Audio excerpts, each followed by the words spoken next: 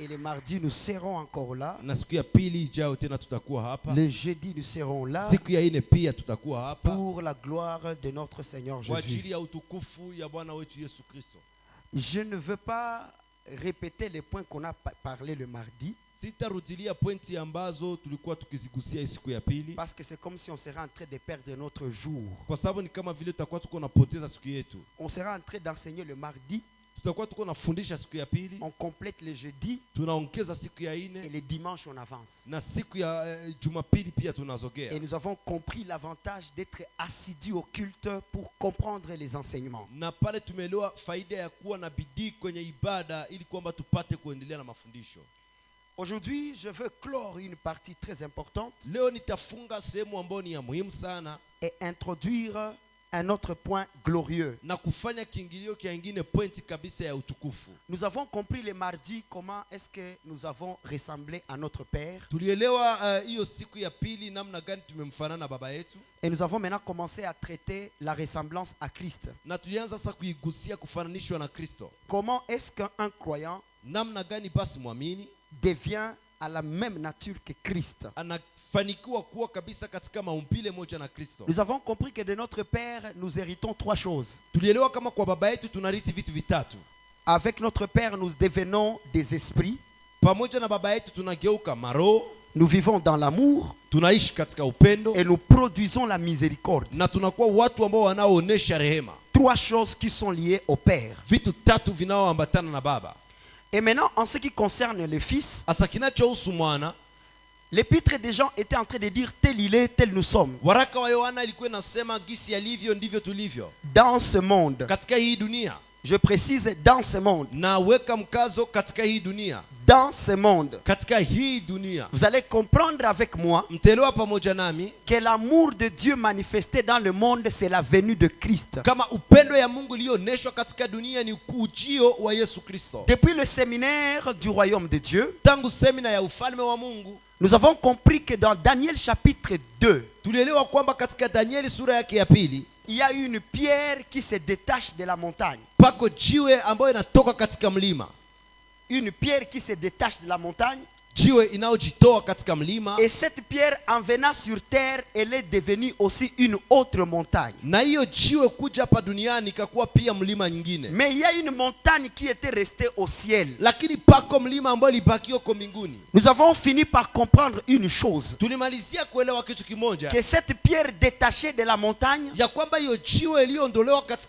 c'est Christ qui est venu du Père. C'est Christ qui est venu du Père. Et en venant sur terre, la petite pierre a rempli le monde. Il a reflété la même nature que la montagne. Ça veut dire Christ a reflété la même nature que son Père. Et nous aussi, ayant reçu Christ, nous faisons part à cette domination-là. C'est pourquoi, devenant chrétien, tu n'es pas n'importe qui. Il y a des luttes que nous faisons. Il y a des prières que nous faisons. Il y a des efforts que nous fournissons. Mais qui ne sont plus notre part. Nous sommes déjà dans une autre dimension. C'est pourquoi Balaam a dit à Balak, c'est un peuple qui vit dans une autre demeure. Ils ne sont pas régis par les lois du monde. Frère, si tu es en Christ et tu continues à comprendre la vie de la même manière que les gens du monde, tu es un esclave aux lois du monde.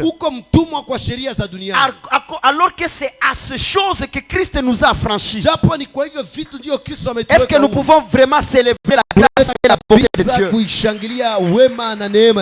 Maintenant, qu'est-ce que nous avons hérité du Fils de Christ? La première des choses, je l'ai dit, kitu cha kwanza naisema, avec Christ nous sommes devenus des fils de Dieu. Pamoja na Kristo tumefanyika kuwa wana wa Mungu. Romains chapitre 8 verset 14. Warumi sura yake ya 8 mstari wa 14. Car tous ceux qui sont conduits par l'esprit de Dieu sont fils de Dieu. Kwa maana wale wote waongozwao na roho wa Mungu ndio wana wa Mungu. J'ai expliqué ces choses. Nilifasiria hiyo. La deuxième des choses, kitu cha pili, en Christ, ndani ya Kristo nous sommes devenus des héritiers de Dieu. Tumefanyika kuwa warithi wa Mungu. Héritiers de Dieu, warithi wa Mungu, mais co-héritiers avec Christ. Lakini warithi pamoja na Kristo. Ça veut dire il y a d'abord héritier, ni kusema kwanza kuko mrithi, et il y a co-héritier. kisha panakuwa mrithi pamoja. Romains chapitre 8 verset 16 à 17. Warumi sura yake ya 8 mstari 16 mpaka 17. L'esprit lui-même rend témoignage, roho wa Mungu mwenyewe anashuhudia à notre esprit que nous sommes enfants de Dieu. kwa roho yetu ya kwamba sisi ni wana wa Mungu. Or, japo si nous sommes enfants, kama tuko wana, nous sommes aussi héritiers. tuko pia warithi. Là il y a deux points. Pale panakuwa pointi mbili. On nous explique deux dimensions. Wanatufasiria viwango viwili. Héritier de Dieu, mrithi wa Mungu, et co-héritier de Christ. na murithi pamoja na Kristo. Ça veut dire il y a des choses que nous recevons directement de Dieu, ni sababu panakuwa vitu ambavyo tunapokea kabisa kutokea kwa Mungu, et il y a des choses que nous recevons qu'avec Christ. na kunakuwa vitu ambavyo tunapokea pamoja tu na Kristo. Attention église. Angalisho kanisa. Il y a des choses étant chrétien, panakuwa vitu ukiwa Mkristo nous les recevons directement de Dieu tunavipokea kabisa kutoka kwa Mungu comme des esprits. kama vile roho. Mais il y a des choses Lakini pana vitu que nous ne recevons que par Christ, kama tunapokea tu kwa parce Kristo, que nous sommes co-héritiers. kwa sababu ni warithi Ça pamoja. veut dire ce sont des choses Ni usema ni vitu que Dieu n'a pas donné aux hommes. ambao Mungu akupatia Il watu, les a donnés à Christ.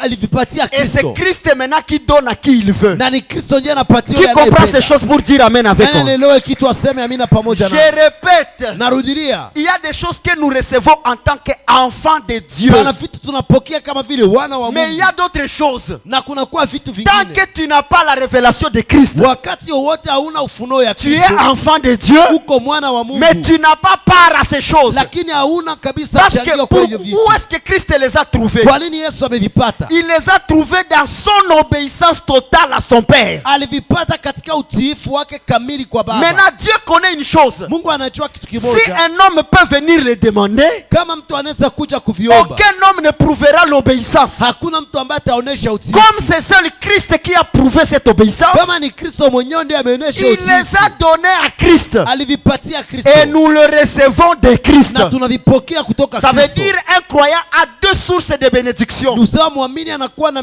chemchemu mpili ya Il y a des baraka. bénédictions liées au Père, Panakuwa baraka zinazotoka kwa Baba, et il y a des bénédictions liées au Fils. na baraka zinazotoka kwa Et Mwana. c'est dans ces deux dimensions Na ni katika hivi viwango que la Bible dit maintenant nous sommes bénis de toutes sortes de bénédictions. Biblia inasema tumebarikiwa katika aina zote za baraka. Quelles sont ces sortes de bénédictions? Hii aina ya baraka, Les bénédictions venant du Père baraka zinazotoka et kwa les Baba, bénédictions venant du Fils. na baraka zinazotoka Et kwa quand tu Mwana. vas maintenant lire la prière de notre Père, Na wakati usoma sasa maombi ya Baba yetu, tu vas comprendre tout ce qui vient du Père. utaelewa yote inayotoka kwa Baba. Quand il s'agit du pain quotidien, Wakati inahusu mkate wa kila ça vient siku, du Père. inatoka kwa Baba. Quand il s'agit de nous garder contre les épreuves, Kama inabidi kutulinda na ça vient mabaya, du Père. inatoka kwa Baba. Quand il s'agit de ne pas nous soumettre à la tentation, Kama inabidi quand il s'agit de nous délivrer du malin, wakati inahusu kutuepusha na tout mabaya, cela, ça vient yale yote du Père. inatoka kwa Mais Baba. de ce qui concerne la vie éternelle, Lakini kinachohusu uzima wa milele, la vie éternelle ne vient pas du Père. uzima wa milele haitoki La kwa Bible Baba. déclare que le Père a placé cette vie dans son Fils, Biblia inasema Baba ameweka hii uzima katika afin mwana que wake, quiconque croit au Fils, ili kwamba kila atakayeamini il Bwana reçoit cette vie éternelle. apokee uzima wa milele. C'est pourquoi vous allez voir, Ndio maana la mtaelewa, Bible dit, Biblia inasema vous les enfants, nini watoto, vous les enfants, nini watoto, vous avez connu qui?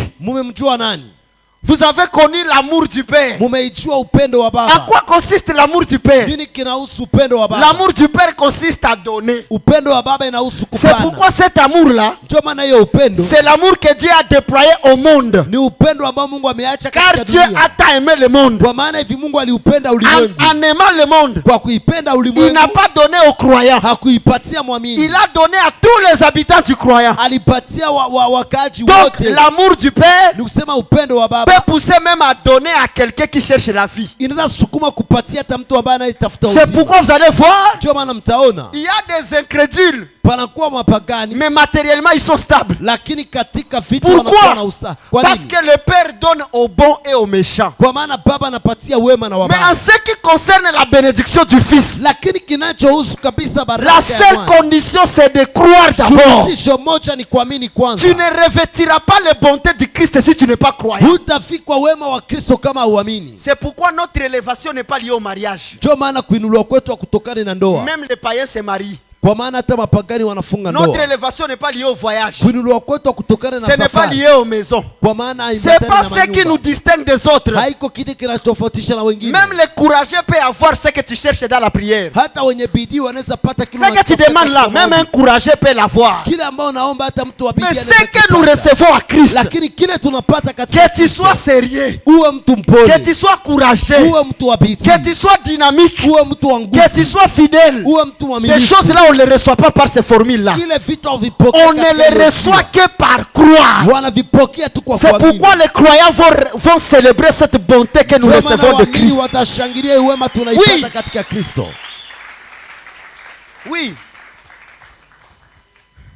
C'est pourquoi la Bible est en train de dire ceux qui se confient en leur richesse, ils verront que cette richesse n'a pas de valeur au jour du jugement. Or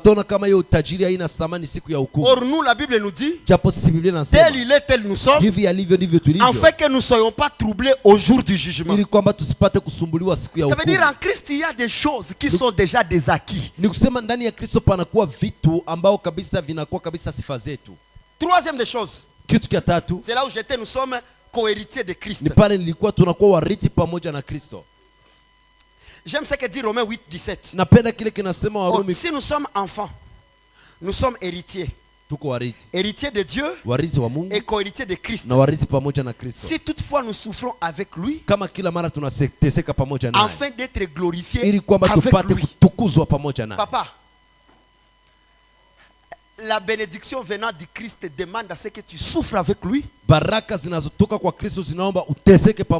afin d'être glorifié avec lui. Quelle est cette souffrance? Est-ce cette souffrance être pauvre? Non. Cette souffrance, la Bible dit parce qu'ils ont cru à ma parole, ils seront haïs du monde.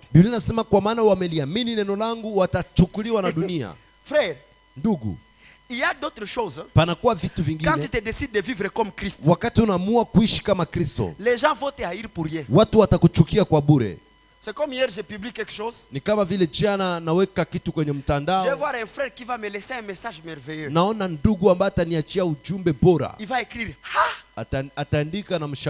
ce genre de choses feront que les likes puissent diminuer. Et les religieux finiront par te haïr comme ton Christ. Mais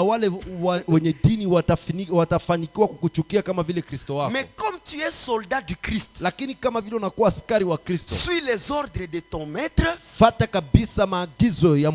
mais pas plaire aux hommes. Il y a des gens qui se sentent à l'aise quand nous acceptons que nous sommes maudits. Quand nous acceptons que nous sommes maudits, et ils se sentent contents. Quand nous acceptons que nous avons des liens, et ils se sentent contents. C'est parce qu'ils trouvent le boulot. Quand nous acceptons que nous avons les démons, et ils se sentent contents. Mais quand ils refusent ces choses, ils te haïssent. Alors que c'est la vérité. Est-ce que tu es avec moi? Et il y a des gens qui te haïront seulement parce que tu as refusé d'être esclave du mensonge. Aide-moi à dire à ton voisin, nous sommes prêts à subir cette haine-là. Si nos familles vont nous chasser parce que nous avons crié au Seigneur, nous sommes prêts. Est-ce que vous savez qu'il y a même des foyers qui peuvent se briser à cause de Christ? La femme décide de croire. Son mari lui demande si tu crois. Soit c'est biloko ya Yesu, soit moi. Bon, si la femme choisit kama mwanamke anachagua de suivre Christ, ya kufuata qu'est-ce que Kristo, ce foyer fait? nini hiyo ndoa Ce inafanya? foyer se brise comme ça. Hiyo ndoa inavunjika hivyo. Frère, croire à des réalités que tu ne peux pas comprendre. Ndugu, kuamini na kuwa na uhakika ambao huwezi Il y a les kuelewa. gens qui te haïront seulement parce que tu as cru. Pana watu ambao watakuchukia tu kwa sababu Parce uliamini. que tu entres dans le système de Christ. Kwa sababu unaingia katika hiyo mfumo ya Je ne Kristo. vais pas traîner ici. Sitakaziana hapa. En Christ, nous avons hérité de beaucoup de choses. Ndani ya Kristo tumerithi vitu Et ces vikubwa. choses-là Na hivi vitu sont renfermées dans un seul package vinafungwa katika kibweta kimoja qui s'appelle ambayo inaitwa la grâce. neema.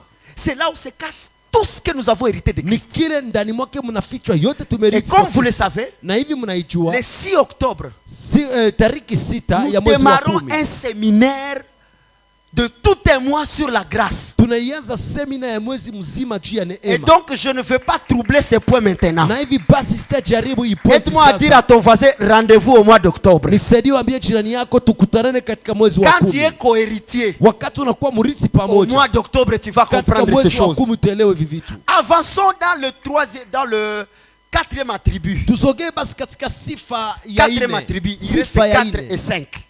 Kuna bakia ine Le na sifa 4e tano. attribut de ce que nous sommes devenus en Christ, Sifa ya ine kwa kile tumefanika ndani ya Kristo c'est que nous sommes devenus la lumière. ni kama vile tumekuwa nuru. Qui va acclamer avec moi pour Nani ce point? atashangilia pamoja nami kwa kuijua? J'attendais avec joie que Nilikuwa j'arrive nasubiri na furaha. sur ce point. Répète avec moi la lumière. Rudilia nami nuru. Répète plus fort avec moi la lumière. Rudilia sana nuru. Ouh. Non. Je suis béni par ce que je vais enseigner. Nabarikiwa kwa kile nitakacho Aide-moi à confesser à 3 personnes, tu es la lumière. Nisaidie Tu es ukiri kwa la watu lumière. 3 waambie uko nuru. Tu es la lumière. Vous allez comprendre avec moi Mtaelewa pamoja nami que quand j'ai dit qu'en Christ, nous avons reçu une nouvelle nature, wakati naongea kwamba ndani ya Kristo tumepewa maumbile mapya. ça je l'ai dit le mardi. Yale niliyasema siku ya pili. Tout croyant a double nature. Kila mwamini anakuwa kabisa na maumbile mawili. Il y a la nature adamique Panakuwa hiyo maumbile ya kiadamu et la nouvelle nature qui ressemble à Christ. na panakuwa hiyo maumbile mapya ambayo inafananishwa na Kristo. C'est à cette deuxième nature où la Bible déclare vous êtes parfait dans le monde. Ni katika hiyo maumbile ya pili ndiyo Biblia inasema muko kamilifu katika dunia. Est-ce que réellement, charnellement, nous sommes parfaits? Kiukweli kabisa kimwili tunakuwa Non. kamilifu. Quand la Hapana. Bible dit vous êtes saints, Wakati Biblia inasema muko watakatifu, ce n'est pas par rapport à la première nature. haiko kutokana kabisa na maumbile ya C'est par kwanza. rapport à la deuxième Ni nature. kutokana na hiyo maumbile ya Et pili. le mardi, nous avons compris ces choses. Na hiyo siku kabisa ya pili tumeelewa Si hivi la vitu. Bible dit que tu as la vie éternelle, Kama Biblia inasema unakuwa na uzima wa ce milele. n'est pas ce corps parce que tu mourras. Haiko hii mwili kwa maana utakufa. Job est en train de dire il m'amène au rendez-vous de tous les vivants. Ayubu iko nasema ananipeleka kwa kutano la kila Quel est ce mwanadamu. rendez-vous-là? Nini hiyo kutano? C'est la mort. Ni kifo. Que tu gênes, que tu parles la langue, que tu es les dons spirituels, un jour tu mourras. Ufunge useme kwa lugha ukuwe na karama za kiroho siku moja Un jour utakufa. il y aura une tombe qui portera mon nom. Siku moja patakuwa kaburi ambayo itabeba jina yangu. Dieu dira tu as assez prêché, dors maintenant, Mungu repose-toi. atasema ushahubiri sana, pumzika Même sasa. toi aussi tu mourras. Hata wewe nao Que tu utakufa. brises les liens de la mort. Uvunje vifungo vya Que tu vifo. chasses les sorciers. Il y a un Ufukuze jour, wachawi. ta mort ne viendra pas de ces choses-là. Pako siku kifo yako haitatokana na hivi vitu. L'homme que Dieu a aimé plus que tous, c'est Moïse. Mtu ambaye Mungu alipenda zaidi ya wote ilikuwa Musa. Il lui a dit monte et meurs. Alimwambia panda na ukufe. Bon, il lui aime par cette mort parce que nous descendons pour mourir, mais Moïse lui quand même il est toujours monté pour mourir. Musa Voyez, kabisa alipanda. ça veut dire même dans la mort Dieu témoigne son amour. Ni kusema hata katika mauti Mungu anaonyesha upendo wake. Regarde ton voisin, dis-lui un jour un deuil sera organisé à ton nom. Ambia jirani yako siku Dis-lui ça. siku moja kilio itafanyika juu yako. Même si tu es beau, même si tu es comment, un Hata kama jour. uko mzuri uko namna gani. Dis-lui encore ça, rappelle-lui un jour tu mourras. Regarde-lui dans les yeux. Un jour frère. Siku moja ndugu utakufa. Le jour que tu feras le dernier pas étant debout, tu ne le sauras pas. Siku ambayo utafanya hatua ya mwisho ukiwa wima Le jour que tu mangeras ton dernier repas, si on siku ambayo savait. utakula chakula yako ya mwisho. Moi si je savais ce jour-là, Mie le kama ningelijua dernier hiyo repas siku. serait la viande. Chakula ya mwisho ingelikuwa nyama. Donc tu manges bien, Unakula tu vizuri. choisis l'habit que tu vas porter et puis tu Unachagua mets. vazi ambayo utavikwa kisha unakufa. Il y a un jour on écrira c'est pas vrai. Pako siku ambayo ataandika Qu'est-ce haiwezekani. que tu as vu? Il n'a rien Nini vu. umeiona? Il a entendu. Alisikia. Un jour, est-ce qu'il est bizarre? Na kakushangaza, les jours qu'on prend la photo où on va écrire repose en paix, on ne sait même pas que c'est cette photo là. Sinon on allait fuir ce photographe là. Na siku ambapo mtu atachukua picha ambao ataandika pumzika kwa salama. Mais je crois que cette photo là n'est pas encore dans ton téléphone. Parce que tu as un rendez-vous avec la vieillesse pour vivre la bonté de Dieu. Tu crois à cela, tu dis un amen bien.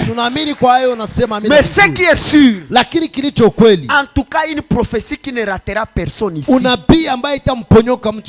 je mets ma main à couper. Une prophétie qui ne te ratera pas. Timura. Utakufa. En tout cas, rassure-toi qu'un jour, c'est la seule prophétie qui touche les prophètes et les prophétisés. J'ai vu la mort d'un homme puissant appelé Tibi Joshua. Une grande église. Des blancs qui venaient de partout. Sa chair était en or. Des véhicules, des hélicoptères, des jets privés. Mais papa, un jour, ces croyants-là qui venaient prier pour le loyer, ils sont restés vivants. Et le leader lui-même parti. Il y a un jour, même si vous m'aimez comment, je partirai. Et ne négociez même pas. Et s'il vous plaît, n'oubliez pas de m'accompagner avec la musique. Ça, il ne faut pas oublier. Ça, je le dis chaque fois. N'oubliez pas la musique. Si vous pouvez même mettre un panneau, vous mettez un booster à l'intérieur, vous mettez... Accompagnez comme ça. Accompagnez, ça fera du bien. Mais mourir... Oh, j'ai la révélation. Il y a des fois je regarde mon père dans la foi. C'est lui qui m'avait enseigné à prêcher. Mes frères, cet homme prêchait jusqu'à ce que je sentais l'envie de pisser sur moi. Mais un jour comme ça, par un coca, il prend le coca, il meurt. Je pose la question, entre toute la connaissance qu'il a et ce coca de 1000 francs, donc Dieu a vu seulement que ce coca-là, tu peux te préparer à de grandes choses. Moi je bougerai le monde. Moi je dépasserai Renard Bonk. Il y a un rendez-vous qui t'attend. C'est pourquoi vivons comme si demain c'est le dernier jour. Et qu'est-ce que nous devons préparer? La rencontre avec notre Seigneur. J'ai dit la rencontre avec notre Seigneur. Tu es en train de préparer ton voyage en 15 ans. Qui t'a dit que tu seras là? Oh, c'est dans 3 ans que je vais me marier. Bon, qui t'a confirmé? Quelle est la preuve que tu as que tu seras là? Je prie seulement que le Seigneur te fasse du bien. Kuishi na kukufa ni faida kwa kila Mkristo wa kweli. Maintenant, étant vivant sur cette terre, qu'est-ce que nous devons refléter? Est-ce que c'est montrer que Dieu donne la richesse? Est-ce que c'est montrer que Dieu élève? Tant que tu es sur ce monde, tu dois refléter un aspect très important de Christ. C'est que quand il est venu sur la terre, la Bible précise une chose. Lisons ça ensemble. Jean chapitre 17, le verset 11. Écoute ce que Jésus-Christ est en train de dire. Je ne suis plus dans le monde, et ils sont dans le monde. Premier paramètre. Est-ce que Jésus-Christ est dans le monde? Mais qui sont dans le monde? C'est nous. Et donc si Jésus-Christ dit qu'il n'est plus dans le monde, et que c'est le Saint-Esprit qui est au milieu de nous, donc Jésus-Christ n'est pas le Saint-Esprit. Parce qu'il y a des gens qui disent, oh, il est parti sous la forme visible, il est rentré sous la forme invisible et il s'appelle Saint-Esprit. Non, non, non, non. Il y a Jésus-Christ et il y a le Saint-Esprit. Il ne faut pas confondre ces choses. Jésus-Christ Yesu Kristo n'est pas dans le monde, haiko katika dunia, mais c'est nous les chrétiens qui sommes lakini sisi dans wa le Kristo monde. ndio tuko katika La dunia. même manière que les gens voyaient Jésus Namna moja watu walikuwa wanaona et Yesu que la femme pouvait crier, na mwanamke angilalamika, bénis soient les entrailles qui t'ont porté. ibarikiwe matumbo La même iliyokubeba. manière que Jésus a été sur la terre Namna moja Yesu alikuja et qu'on partait duniani enterrer na walikuwa wanaenda et zika qu'il pouvait ressusciter. na angelipashwa C'est kufua. comme ça Ni hivyo qu'en voyant un croyant, kwa kuiona mwamini le monde doit bénéficier de nous. ulimwengu inapashwa faidia. Le monde doit être attiré vers nous. Ulimwengu inapashwa vutiwa La na Bible sisi. dit les gens venaient de partout Biblia inasema watu walikuwa wanatoka mahali pour aller pote écouter cet homme. uende kumsikia huyo Hapa mtu 3 jours. siku 3. Oh, batafukuza mkazi, bafukuze kule, niko nafuata injili hapa. Oh, bitakuwa hivi na hivi. Les gens aimaient suivre Jésus. Watu walikuwa wanapenda kumfuata Yesu. Un jour la foule elle était si grande Siku moja kabisa mkutano au point ulikuwa qu'il n'avait mkubwa pas où mettre les pieds. kiwango kwamba kukuwa nafasi ya Batu kuiweka iko miguu juu ya yake. enseignement, biko banamfuata kumbe biko banamsukumia mumai. Yesu akasema ndazama hapa. Iko na obiri, les gens s'approchaient. Il a dit non, amenez une barque. Il est monté et puis il s'est un peu retiré dans la mer et il a commencé à enseigner. Na akaingizogea katika Les gens prenaient plaisir à voir Jésus. Watu kabisa walikuwa wanafurahia. Les jours qu'il est venu à Jérusalem, siku ambayo alikuja les Yerusalemu, femmes ont crié Hosanna, Hosanna. Tosha mabikwembe kali kwa biwili siuwe. Mais mwalikuwa na kimwele siku shida. Hosanna, Hosanna, il mettait des pagnes. Tu sais, c'était une joie. unajua ilikuwa furaha. Ne vous inquiétez pas que cette joie peut pousser à te dénider. Msibabaike kuona kama hiyo furani za Va demander si un homme qui porte la tunique comme David peut rester nu. kama mwanaume ambaye anavaa kanzu kama vile Daudi anaweza bakia Mina utupu. tuzaka ile robe kwa hii shingo. Ça, il pita jutu.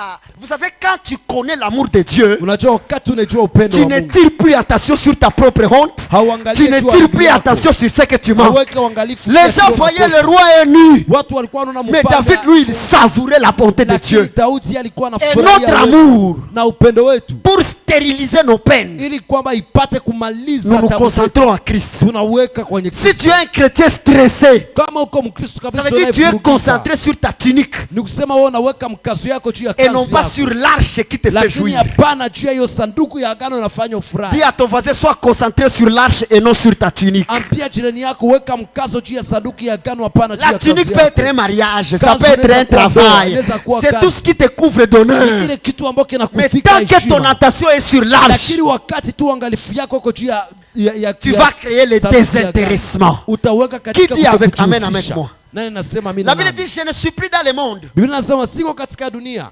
Et ils sont dans le monde. lakini wako katika dunia, Et je vais à toi. nami naenda kwako. Père Saint, Baba mtakatifu, garde en ton nom chunga kwa jina lako ce que tu m'as donné, kile ulichonipa, afin qu'il soit un comme nous. ili kwamba iwe moja kama sisi. Il dit un comme nous. Anasema moja kama sisi. Jésus dit un comme nous. Yesu anasema moja kama sisi. Jésus dit un comme nous. Yesu anasema moja kama sisi. Il n'a pas dit un comme moi. Hakusema moja kama mimi. Il a dit un comme nous. Anasema moja kama Donc il sisi. savait que moi et mon père, Alikuwa anajua kama mimi na nous baba sommes yangu un, tuko moja, mais nous restons lakini tunabakia nous. sisi.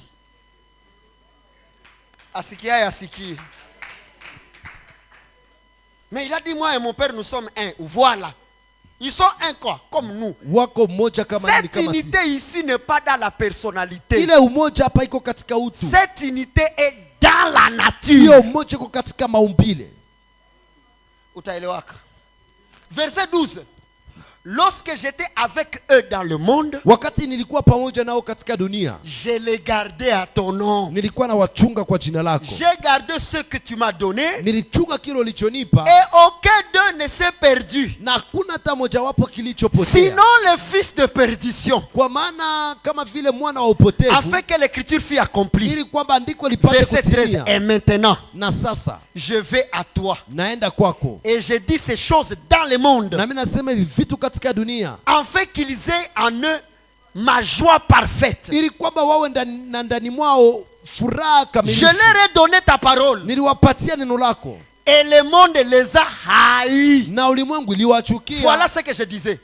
Tu gardes la parole, Unachunga neno, le monde va te haïr. ulimwengu itakuchukia. Vouloir ou pas, Upende le usipende, monde va te haïr. ulimwengu itakuchukia, Parce qu'ils ne sont pas du monde. kwa sababu hawako wa dunia. Nous sommes Tuko dans le monde, katika dunia, Mais nous ne sommes pas lakini hatuko du monde. watu wa dunia. Qu'est-ce que ça veut dire? Nini maana yake? Nous sommes dans le monde. Tuko katika dunia Sous la forme adamique. katika umbo la kiadamu. Parce que Adam a été créé par la terre. Kwa maana Adamu aliumbwa na dunia Mais na nous ne udongo. sommes plus du monde Lakini hatuko katika par dunia la tena deuxième nature. kutokana na maumbili ya Parce pili. que la deuxième nature est céleste. Kwa maana maumbili ya pili ni ya Est-ce que mbinguni. tu as compris? Unaelewa? Faut plus jamais dire Usiseme je ne tena suis plus de ce monde. siko tena wa hii Je ne dunia. chercherai plus les choses du monde. Sitatafuta Hey, vitu vya dunia. tant que tu portes le corps, Wakati tunavaa mwili tu auras besoin des choses de ce monde. utakuwa na haja ya vitu vya hii dunia. Wewe una utamu ya gari na nyumba. Una utamu ya kuishi mzuri prophète. Les gens pensent qu'être pauvre et souffrir c'est ça être croyant. Non. Watu wanazania Dieu kwamba veut que maskini nous jouissons kuteseka. aussi. Mungu anapenda tufurahi pia. Jouir pour dominer et pas jouir pour être esclave des choses du monde. Non. Furahia ili upate Ah, ah. kutawala, hapana juu kuwa mtumwa wa vitu vya Cherchez dunia. l'argent pour jouir. Tafuta pesa ili upate Mais pas kufurahia. chercher l'argent pour être esclave de l'argent. Lakini hapana kutafuta pesa Non. juu kuwa mtumwa wa pesa. Parce que la finalité de ce que nous avons trouvé, c'est être mangé par ceux qui n'ont pas cherché. Kwa maana mwisho ya vitu tulivyopata ni kukulwa na watu wasiotafuta. Quand il mourra, Wakati ceux utakufa, qui n'ont pas cherché, wale ambao wakutafuta ils mangeront. watakula. C'est pourquoi moi j'ai dit, Ndio maana mimi j'ai nilisema pas besoin de beaucoup d'enfants. sina haja ya watoto wengi. Maisha yangu yote kwetu ni kusomesha university, j'ai 3 huyu anaenda ele. Unakutana mzazi anazeeka hana tena furaha maisha. Zala 2 3 wanasoma wananachana mimi miaka ya kukula. Meibakie silabise, oh nini, oh defense, huyu amalize, huyu apite. Ndio nakiazeeka, hamu ya dunia ilikutoka. Mimi nitazala wale nitakao waweza. Anafika 25 Shadai wende oa. Dadake anafika 23 uyakuwa na fiancé wende, muniachie uhuru. Nikule na mie maisha. On n'est pas des parents pour être esclaves du bonheur des enfants. Hatuko Non. wazazi, tuko watumwa wa furaha. Mukule bonheur na bazazi bafe nini? Bakule bonheur. Kisha na uko shindwa masomo. Masomo ya 5 ans chez Fako 7 ans. Quand est-ce que tes parents vont manger la joie du monde? Siku gani wazazi wako watakula furaha hii dunia? Salis 3 personnes, dis-leur, vis la joie du monde. Salimu watu Dieu veut que tu sois content. furahia hii dunia. Mungu anataka ukuwe na furaha. Mange la richesse de ce monde. Kula utajiri wa hii dunia. Ces Wangler là, c'est pour qui? Ile Wangler ni ya Ces nani? Obama là, c'est pour qui? Ile wa Obama ni ya nani? Dieu savait que j'ai pas le courage de construire. Mungu aliona kama Il a dit à mes frères de construire. Aliambia ndugu Et zangu moi je vais wajenge. venir acheter. Na mimi nitakuya uza. Sina haja ya kuweka urithi wangu hapa duniani. Utebeba wapi? Mange mon fils. Kula. Tu as le temps de voyager. Unakuwa na mtea ya kusafiri. Allez aux îles Caraïbes. Wende katika hiyo visanga Allez vya te Karaibu. bronzer en prenant le jus. Wende kabisa kupumzika C'est ukichukua pas un juice. péché. Haiko zambi. Tout a été créé pour lui. Yote iliumbwa kwa juu Bon, si yake. tout a été créé pour Jésus, Kama yote iliumbwa juu comment ya est-ce que Yesu. Jésus va goûter à ça? Yesu namna gani ataonja C'est hayo? lorsque toi tu goûtes. Ni wakati wao unaonja. Tu le fais pour la gloire de qui? Unaifanya La gloire juu du ya Seigneur. utukufu ya Bwana. Être pauvre ne veut pas dire être saint. Kuwa maskini sio maana kuwa La sainteté n'est pas une privation charnelle, mais la sainteté c'est une acquisition spirituelle. lakini kutakatifu ni kitu tuliopewa katika kiroho. Dieu veut quand nous sommes contents. Mungu anapendaka tufurahi. Haona kisuko na bukumu ya kusikia mahubiri juu ya stress ya loyer. Tu vois pas? Tu vois pas? Tu es avec moi, tu dis amen. Uko pamoja nami unasema amina. Verset 14. Mstari wako wa Je leur ai 14. donné ta parole. Niliwapatia neno Et le lako monde les a haïs. na ulimwengu Parce uliwachukia qu'ils ne sont pas du monde. kwa maana hawako wa hii dunia Comme moi, je ne suis pas du monde. kama Vous vile écoutez? mimi siko wa dunia. Pourquoi nous ne sommes pas du monde? Kwa nini hatuko wa dunia? C'est parce que Jésus-Christ Ni kwa sababu Yesu Kristo n'est pas du monde. haiko wa hii dunia, Ayant revêtu sa nature, na kwa kuvikwa maumbile nous yake sommes devenus des citoyens de son royaume. tulifanikiwa kuwa Qui dit amen avec moi? wazalendo wa ufalme wake. Wazalendo? Yeah. Ah, ok. Verset 15. Mstari wa 15. Ce verset trouble beaucoup de chrétiens. Je ne te prie pas de les ôter du monde. Sikuombe waondoe katika dunia. Jamais la volonté de Dieu est que wewe utoke mudunia. Ujitoshe amo. Baba nimeteseka. Kama una mpango na mimi uniue. Kita dike kama Mungu ana mpango na wewe ukufe. Bo kama wewe utapitia kwa mafundisho ya Lazaro. Kama maskini Lazaro wewe kizazi njoo wewe. Kama si marole ziko. Kama matacheza role ya maskini Lazaro njoo wewe. Ifo uishi juu tuone kisi unalambuliwa na imbwa. Kama njoo role yako sasa wewe. Kama wenjo Mungu atatufundisha ukristo na umasikini, wenjo watatufundishia ukufe jwani.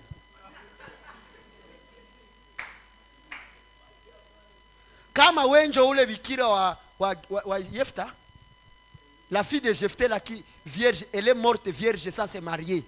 Bon, si c'est toi, kama ni wewe, bon, pourquoi tu veux stresser à cause du mariage? Kwa nini wewe uko na kabisa unavurugika kwa ajili ya ndoa? Si c'est toi, demande à ton voisin si c'est toi. Uliza jirani yako kama ni wewe. Maman wanasema c'est bango vie, c'est La Bible dit ces choses ont été écrites pour vous servir d'exemple. Biblia inasema hivi vitu viliandikwa ili kwamba vipate kuwa mfano kwenu. Mephibosheth, si c'est toi, vous voyez, il y a des rôles que vous n'acceptez pas. Hein? Mnaona kuna kwa hizo kazi ambazo Est-ce qu'il y a un Corneille ici? Panakuwa Cornelio, un chrétien sauvé mais qui vit le bonheur du monde. Mkristo ambaye aliokoka lakini anaishi furaha dunia.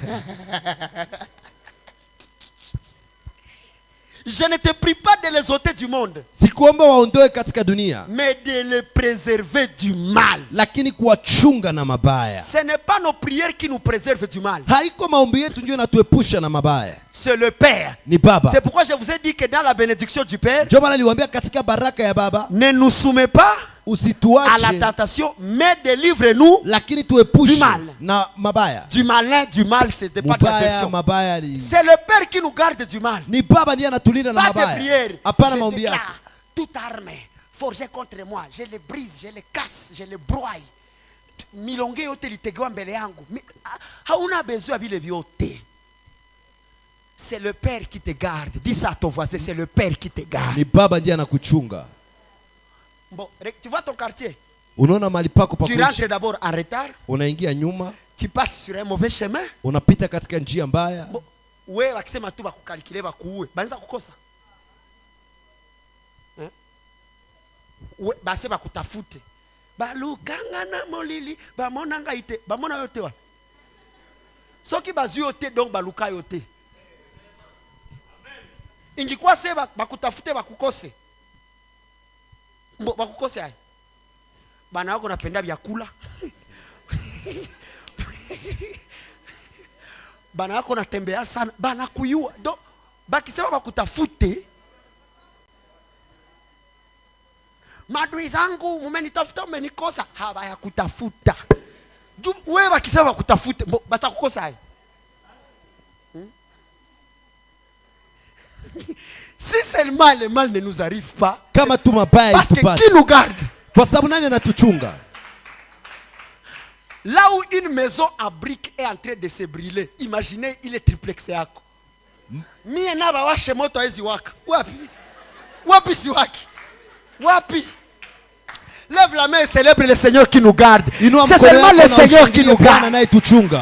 Ni Bwana peke yake ndiye anayetuchunga. Oh, si on me donne le poison, kama wananipatia ça sumu, peut pas me toucher. haiwezi nigusa. Moi tu me donnes le poison, Unanipatia en tout sumu, cas je vais boire. Nitakunywa. Et ça peut détruire mon corps. Neneza haribu mwili wangu. Mourir. Lakini kufa.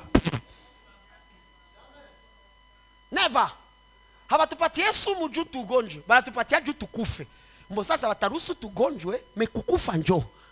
Hapana. Frère, ndugu, haiko si juu malaika wakuchunge njo wezi anguka usiku mupieji. Unaweza kuona chungwa, mimi wanakunika usiku. Cheveux wanetia hapa, na unazimia. Sio unalamuka Mungu umeniacha.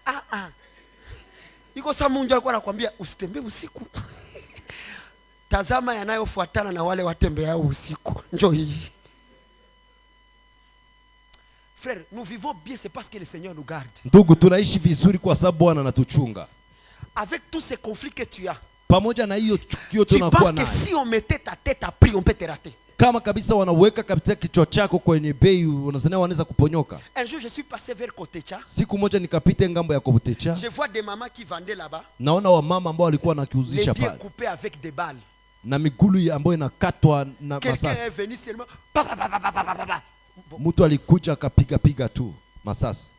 Vous savez, il y a aussi un aspect. Unajua panakuwa ingine kitu. Le problème ne te concerne pas, mais tu te retrouves à un mauvais endroit au mauvais moment. Shida haikuhusu, lakini unajikutana kwa nafasi mbaya kwa wakati mbaya. Et de telles choses, na vitu kama hivi, le Seigneur nous garde. Bwana anatuchunga. Est-ce que tu as compté combien de maisons se sont brûlées dans ces 2 mois, 3 mois? Unahesabu katika miezi 2 3 nyumba ngapi zimeungua? 500 maisons. Nyumba ici 300 maisons. Mais ta maison à toi. Lakini nyumba yako wewe. Ou bien quand nous accompagnons les autres à les enterrer. Wala wakati tunasindikiza wengine kwenda kuzika. Hier j'étais chez Gédéon. Jana nilikuwa kwa C'est pourquoi Gédéon. il y a d'autres personnes, vous ne les voyez pas, ils sont au deuil. Ni kwa sababu kuna kwa watu wengine muwaoni hapa wanakuwa kwenye kilio.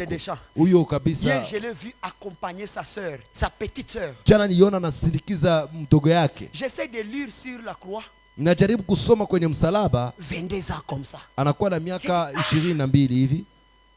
Cette famille hii jamaa a connu ces problèmes. Imeijua hii tatizo. Et encore il commence à enterrer. Tena wanaanza zika. Mais quand je regarde, je dis. Lakini wakati naangalia nasema. Pourquoi seulement eux? Kwa nini wao tu? Et non pas moi. Lakini hapana mimi. Est-ce que moi je peux aussi quelqu'un enterrer? Mimi kabisa sina mwingine wa kuzika. Est-ce que tu n'as pas quelqu'un qui peut mourir chez vous? Wewe hauna mtu anayeweza kufa kwenu? Vous n'avez pas un candidat à la mort chez vous? Nini kabisa hamna mtu aliyejiorozesha kwenye kifo? Si vraiment vous n'avez pas quelqu'un qui peut tomber à la moto, vous n'avez pas quelqu'un. Tout ça, yale yote c'est seulement parce que c'est le Père. Ni kwa sababu tu ni Baba qui nous garde. Ambaye C'est anatuchunga. pourquoi moi je déclare. Ndio maana mimi natangaza. Quand un mal m'arrive, wakati mabaya inanifikia, ce n'est pas à cause d'un péché. Haiko kwa sababu ya dhambi. C'est pas à cause d'une malédiction. Haiko kwa sababu ya laana. Moi je vais dire comme mon frère David. Mimi nitasema kama Daudi. Yoabu ne le tue pas. Msimuue. S'il peut m'insulter aujourd'hui, kama anaweza nitusi leo, c'est le Père qui a voulu. Ni Baba ndiye. Et je t'annonce, na mimi nakutangazia, quand le Père arrête la saison d'humiliation sur ta vie, wakati Baba anainyamazisha, c'est lui qui ose ajouter une phrase. ya kuzaraulika katika maisha yako, atakayesubutu. Il n'aura pas affaire à tes prières. Hata kuwa na kufanya. Il aura affaire à ce Père là qui t'a gardé. Aide-moi à saluer 3 personnes, dis-leur c'est le Père qui te garde. Nisaidie salimu watu watatu, waambie ni Baba ndiye anakuchunga. Oh, siwezi lala na sikuomba, ndashambuliwa. Oh. Uona utamu ya maombi. Uko lala unaenda mais Père connaît. Lakini Baba anajua. Il voulait prier. Alipenda aombe. Mais malheureusement, lakini ole, il est fatigué. Anachoka. Sona shtuka, Baba unisamehe kwa kulala machoni pako. Akusamehe nini? Yesu, mimi najitakasa na dhambi ya usingizi. Na usingizi shageuka dhambi.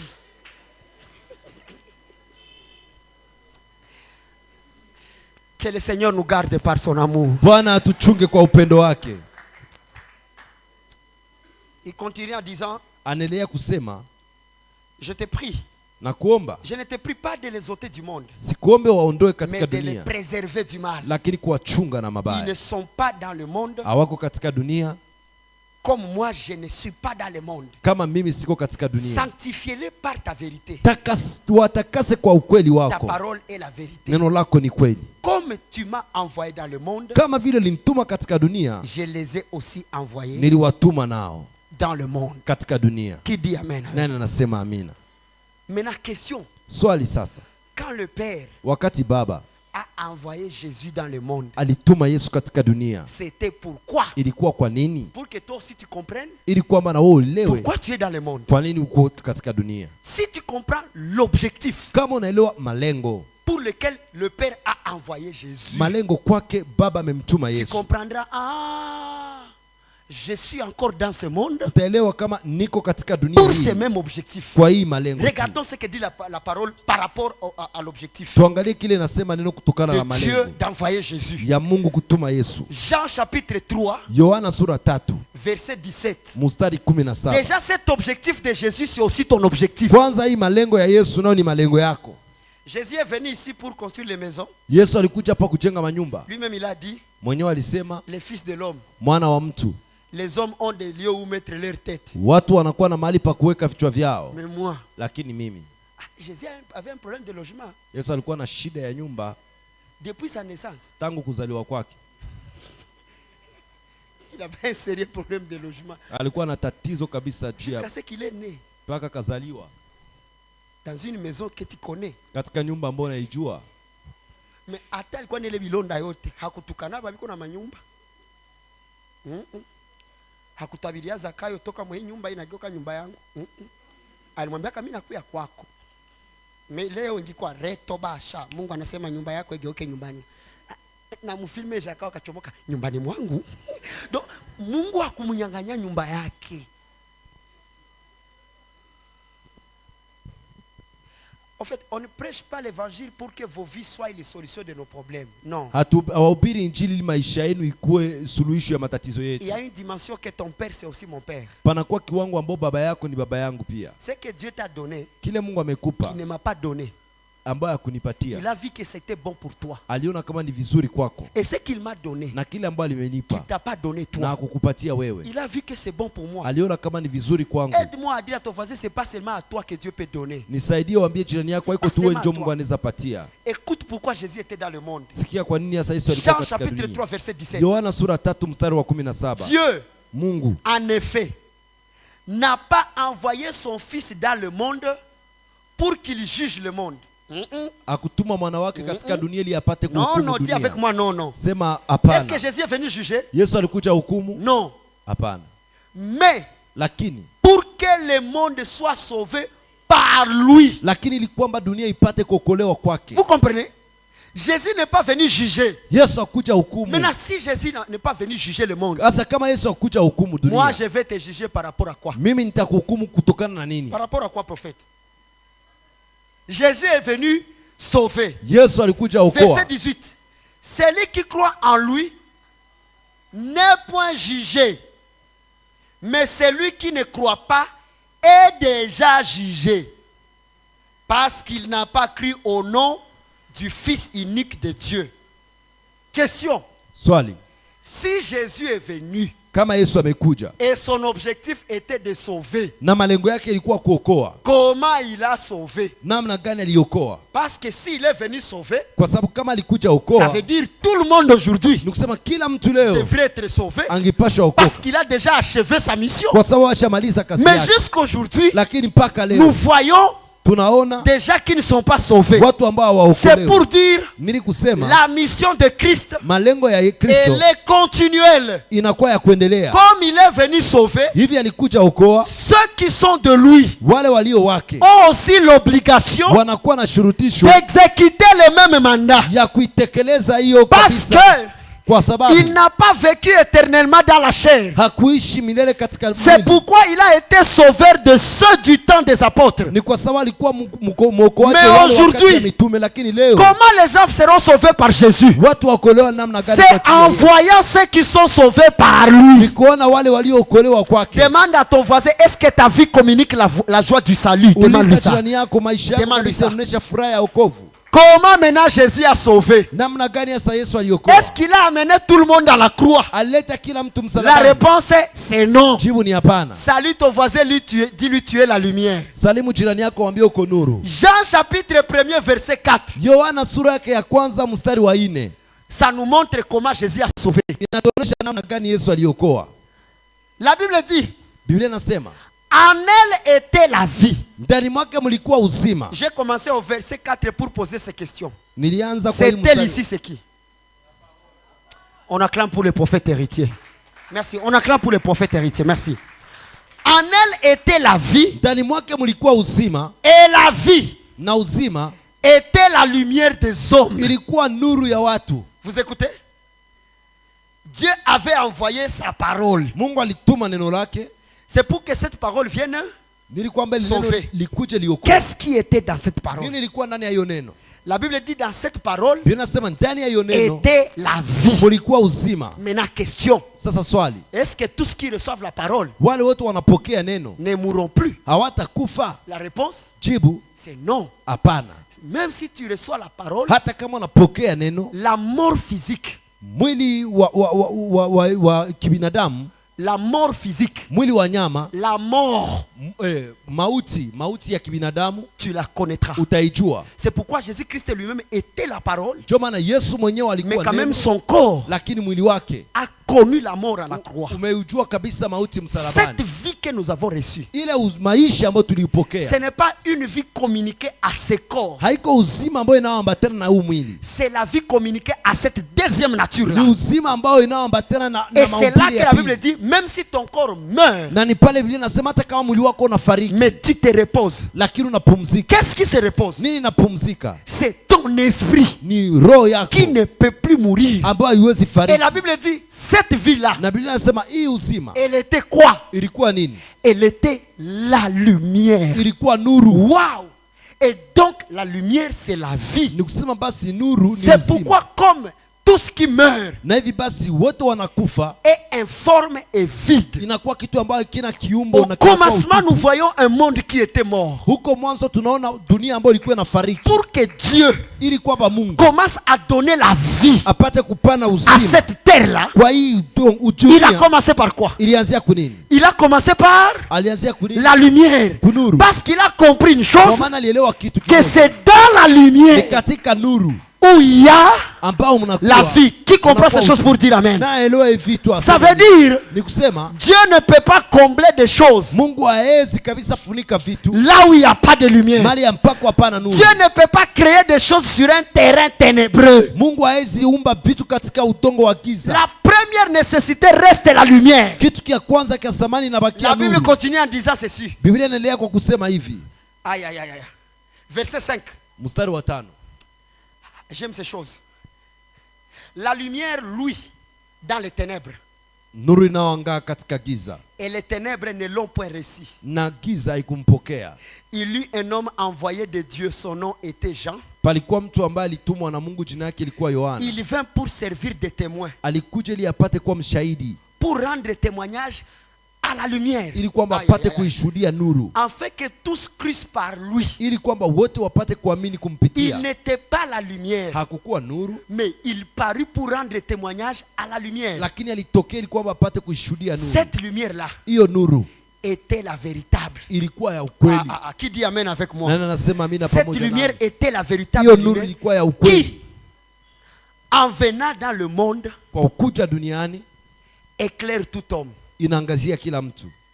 Elle était dans le monde Ilikuwa katika dunia et le monde a été fait par elle. na dunia ilifanikwa kumpitia yeye. Oh, la Bible dit tout a été fait par la parole. Japo Biblia inasema yote ilifanyika kwa neno. Et aussi on nous montre que c'est cette lumière qui a fait toutes choses. Na hapa wanatuonyesha kama ni hiyo nuru ndio Donc tu dois imefanya déjà mambo yote. comprendre ici que la parole est qui est déjà à ce niveau-là. Na niko kwa hiyo Merci kiwango. beaucoup.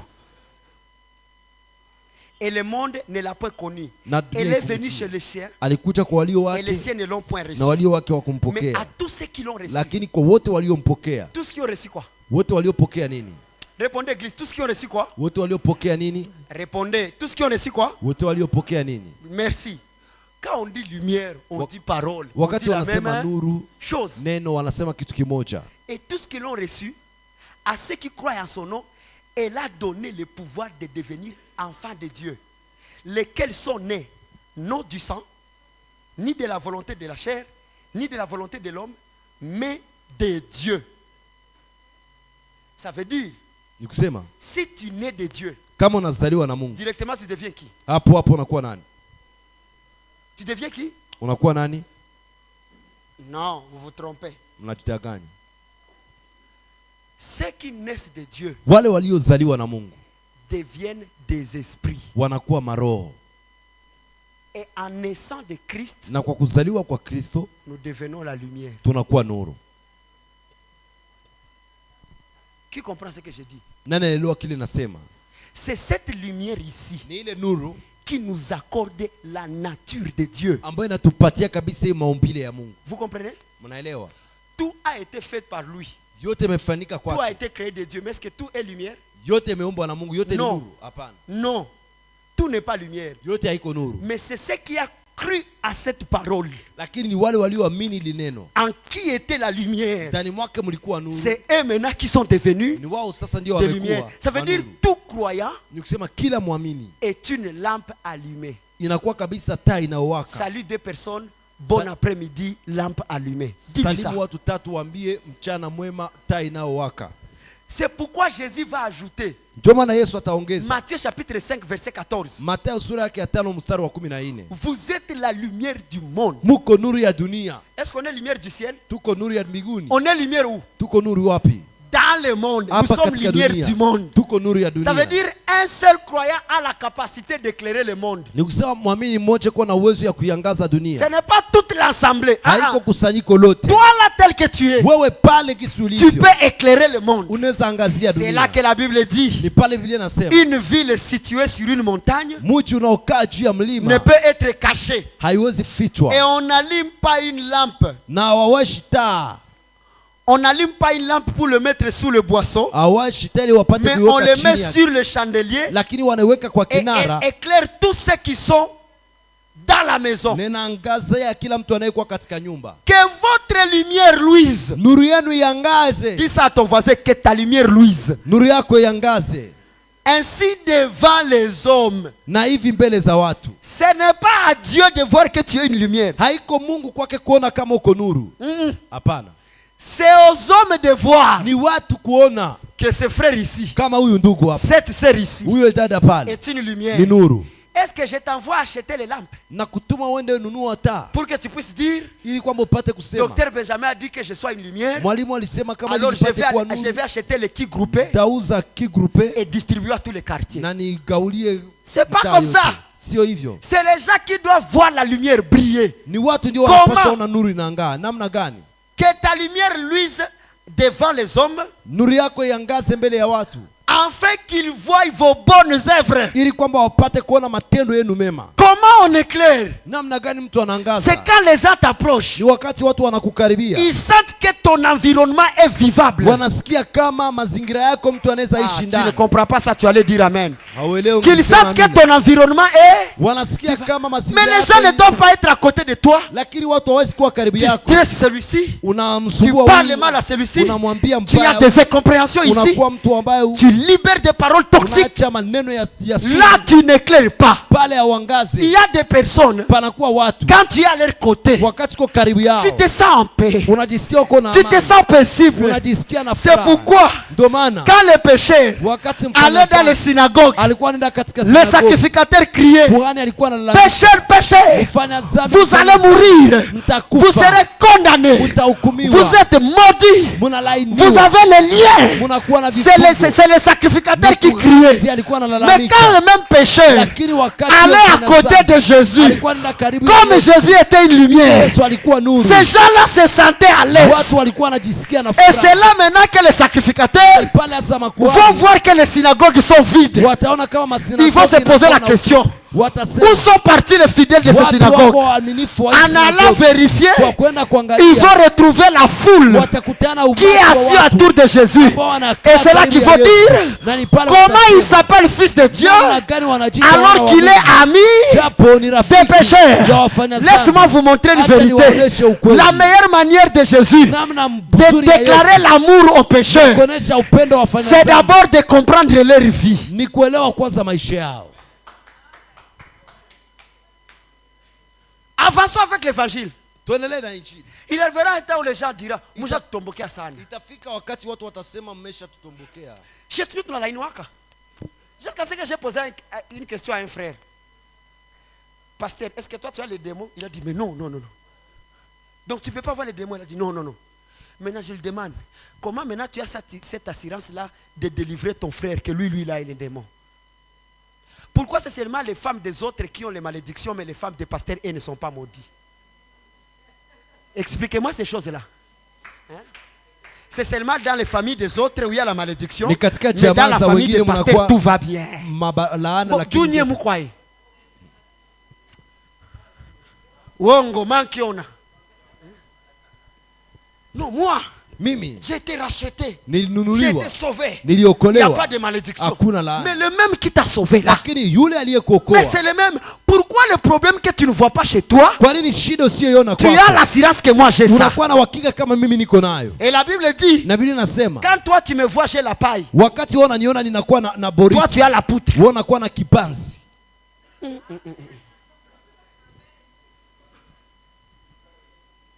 Les familles maudites. Pourquoi seulement c'est les familles des autres qui sont maudites? Pourquoi? Pourquoi? Toi, quand quelqu'un a perdu son enfant, l'homme de Dieu va dire, Dieu te châtie parce que tu n'as pas payé la dîme. Mais quand toi l'enfant meurt, oh, tu es en train de m'enseigner l'école du ministère. Pourquoi? Na wewe wako na wewe kulaini. Na wewe maki kwa uliona laana kwa magumu yangu, maki na wewe yako ni laana. Sa femme a avorté. Mke wake mimba imeharibika. Parce que quand on a acheté la parcelle, kwa sababu wakati wameuza uwanja, ils n'ont pas offert. Hawakutoa. Quand la tienne va avorter, wakati wako naye mimba ma femme a avorté. Mke wangu mimba imeharibika. Parce que Dieu a vu dans l'avenir que cet enfant serait un voyou. Kwa maana Mungu ameona katika ujio kama mtoto atakuwa. En tout cas na kwa wengine wa Kristo ni makondolo tu kabisa. Kuko wengine makondolo tu kabisa. Condolo. Moi je vais vous dire la vérité.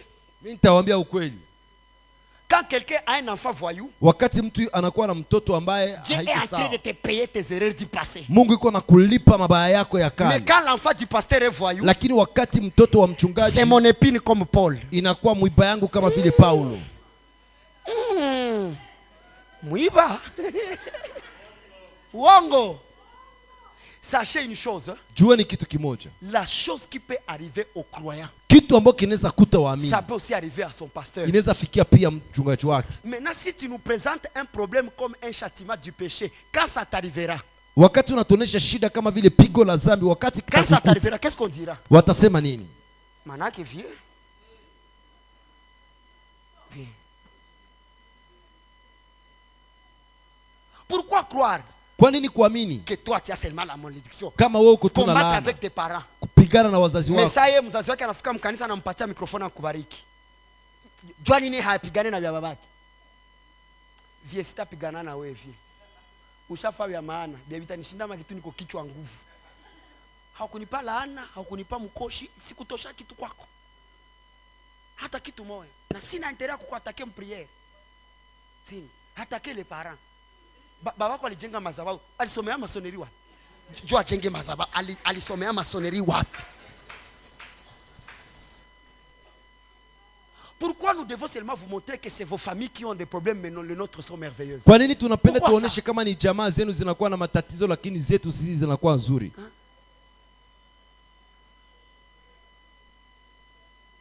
Quand j'ai un mariage, wakati niko na ndoa, venez au mariage. Kujeni kwenye ndoa. Mais quand toi tu as le mariage, lakini wakati uko na ndoa, le Seigneur dit n'allez pas là parce que tu seras maudit. Bwana anasema usiende huko kwa maana utalainiwa. Moko, il faut uzape na mtema bolamu. Kwa na moyo wa huruma. Moko boye, tu as la peine de quoi yebisae, tu as beaucoup souffert. Mais tu es l'espoir de ta famille. Lakini uko matumaini ya familia yako. Mtu ashateseka na unamwonyesha tena kama nile jamaa na ni mkoshi. Mais papa, Jésus n'était pas comme ça. Yesu hakukuwa hivyo. Il produisait la lumière. Alikuwa anaonyesha nuru. Il y a des sœurs. Pako madada. Tu commences une relation avec elle. Unaanza uhusiano naye. Elle t'enseigne la noblesse. Anakufundisha kabisa utaratibu. Jusqu'à ce que tu crois que des femmes vertueuses existent encore. Paka unaelewa kama wale wanamke kabisa wa heshima wangali. Oui, il y a des personnes kunakuwa watu qui ne sont pas destinés à être de coéquipières de notre vie, mais sont décidés à être des écoles. Hawako watu ambao wanapasha kuwa watu ambao tunapasha tembea nao lakini ni shule kwetu. Demande à 3 personnes qu'est-ce que tu dégages. Uliza watu 3 kitu gani unachokitoa ndani mwako. Toi tu es dans l'église uko na vimba kaka gamen unasirikia nani hapa? Mais uko atatonesha kwa wenjo wa dini. Wenjo mchungaji hapa. Il y a d'autres personnes au milieu des autres. Panakuwa watu wengine katikati ya wengine. Ils nous stressent. Wanakuwa kabisa wakituletea kabisa. En tout cas, ils nous stressent. Wanatuletea huzuni. Est-ce que tu vois que c'est une église qui mérite des polémiques et des critiques? Unaona kabisa ni kanisa ambalo linastahili kabisa maneno. Toute cette masse qui est assise ici, mais toi tu te décides. Est-ce que tu vois que tu as vraiment ta place au milieu de nous? Vraiment. Kabisa unakuwa nafasi yao katikati yetu kabisa. Pourquoi on a pu tout troubler ordre public? Attends, tu vois quand c'est marqué à tout troubler? Mais oui, on a pas tout troubler. Des personnes, 2 amis qui s'entendent, tu veux seulement entrer au milieu de pour leur séparer. Mais produis la lumière. Salut ton voisin, tu lui produis la lumière. Salimu jirani yako, mwambie fanya nuru yako iangae. Produis la lumière. Ne vous sentez-vous pas bien quand nous sommes dans une église sans stress? Mais nous venons tous pour l'amour de Dieu. Mais toi tu regardes telle personne parle bien avec telle personne. Ma chérie, tu sais, tu dois être sage. Tu vois la personne avec qui tu marches. Pourquoi tu veux seulement produire des ténèbres? Why? Deux personnes sont sur leur voie de se marier. Mais unaka nazimiaka. Kanazimiaka. Bon, après mieux couper l'information. Est-ce que ça me permet de réfléchir positivement à la personne ou négativement? Si à deux personnes, ne déclenche pas la partie négative de l'autre. Dis-lui ça. Why?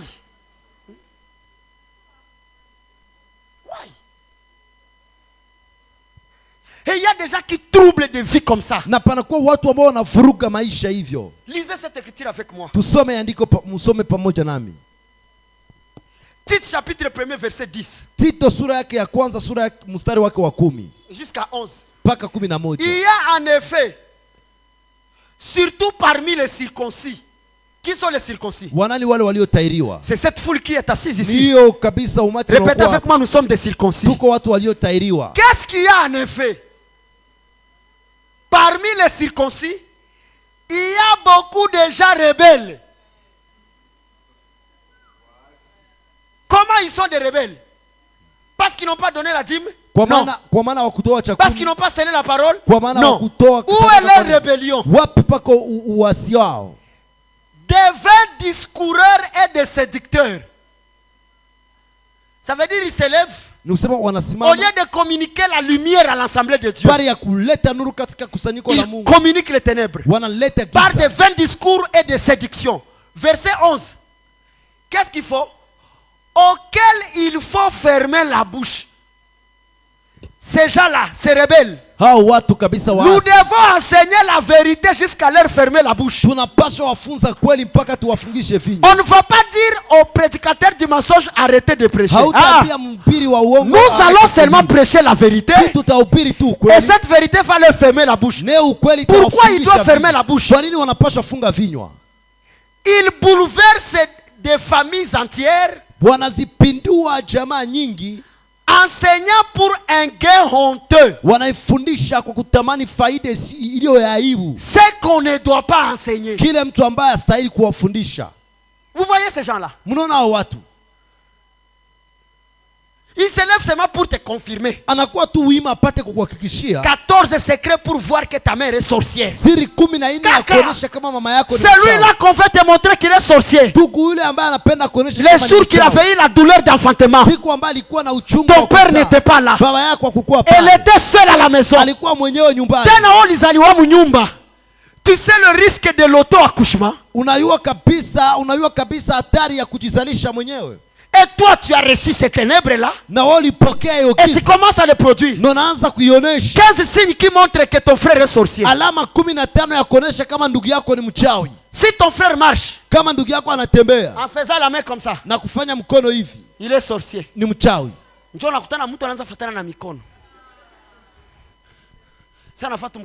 Jesus.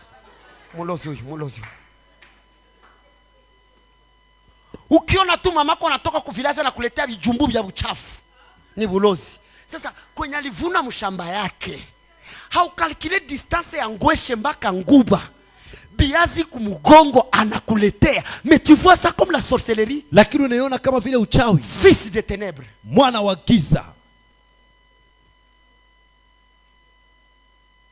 Tu sens seulement le courage. Mwenzako kwa naomba fasi mweko tu poser kwa prier, unakia tu Mwazogela karibu yake. Bwana anasema utamka kumoto na utakatika mgulu. Toka pale. Nikatike mgulu nini? Wewe unaona tu vyote vya kuniambia, stressé à loyer, stressé à masomo ya batoto, kisha ukiniambia nikatike mgulu. Unako watu wengine piga ekofi kukinywa. Au mbana umwambie leo taniambia mzuri. Njoo mie system nisha kamata. Unakia niambia au fulani alisema ndakubana. Ndakwambia unanibeba kwake au mimi nakuita. C'est ça la seule manière ya kumaliza medisasa mkanisa. Banakeba nakupatia bu maneno unaweka. Kisha unaanza sirika unaanza observer. Papa mwambie hivyo nasema twende tuulize.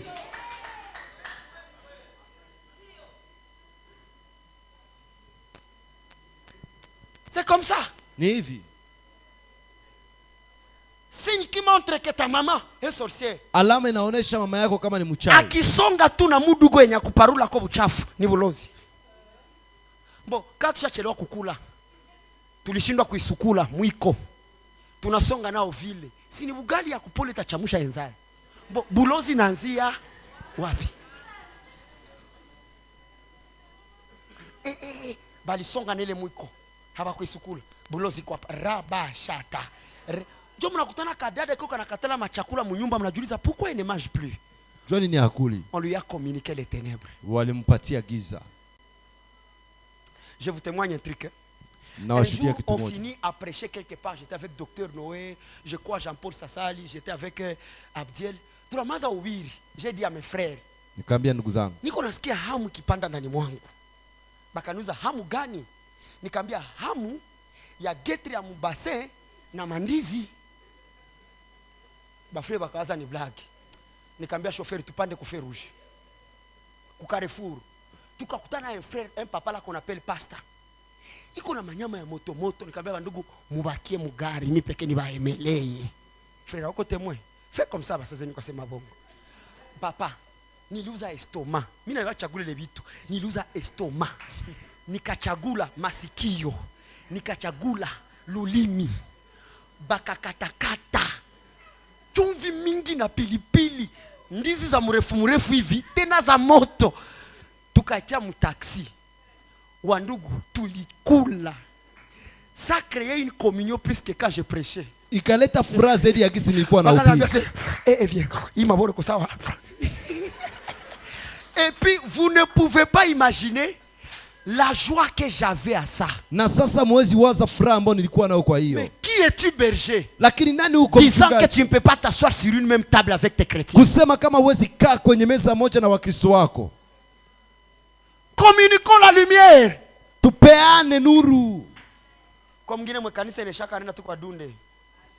Na anashuka naenda. Wale ile wakati watu kwa fanya nini? Biko wanasalimiana. Kubingine msitushike muhali.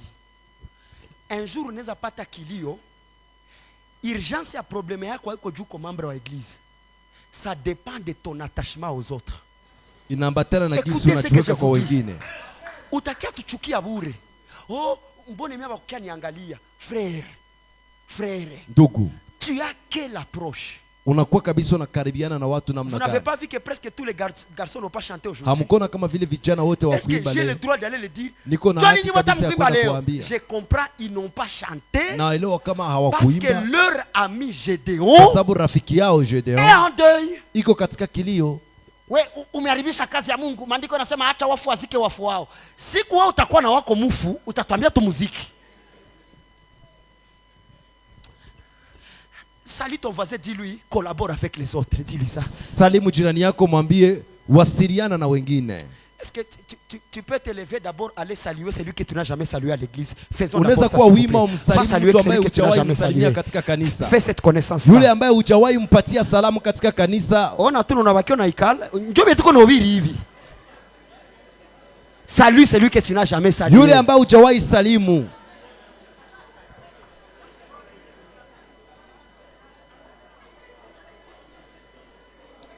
Salue les autres.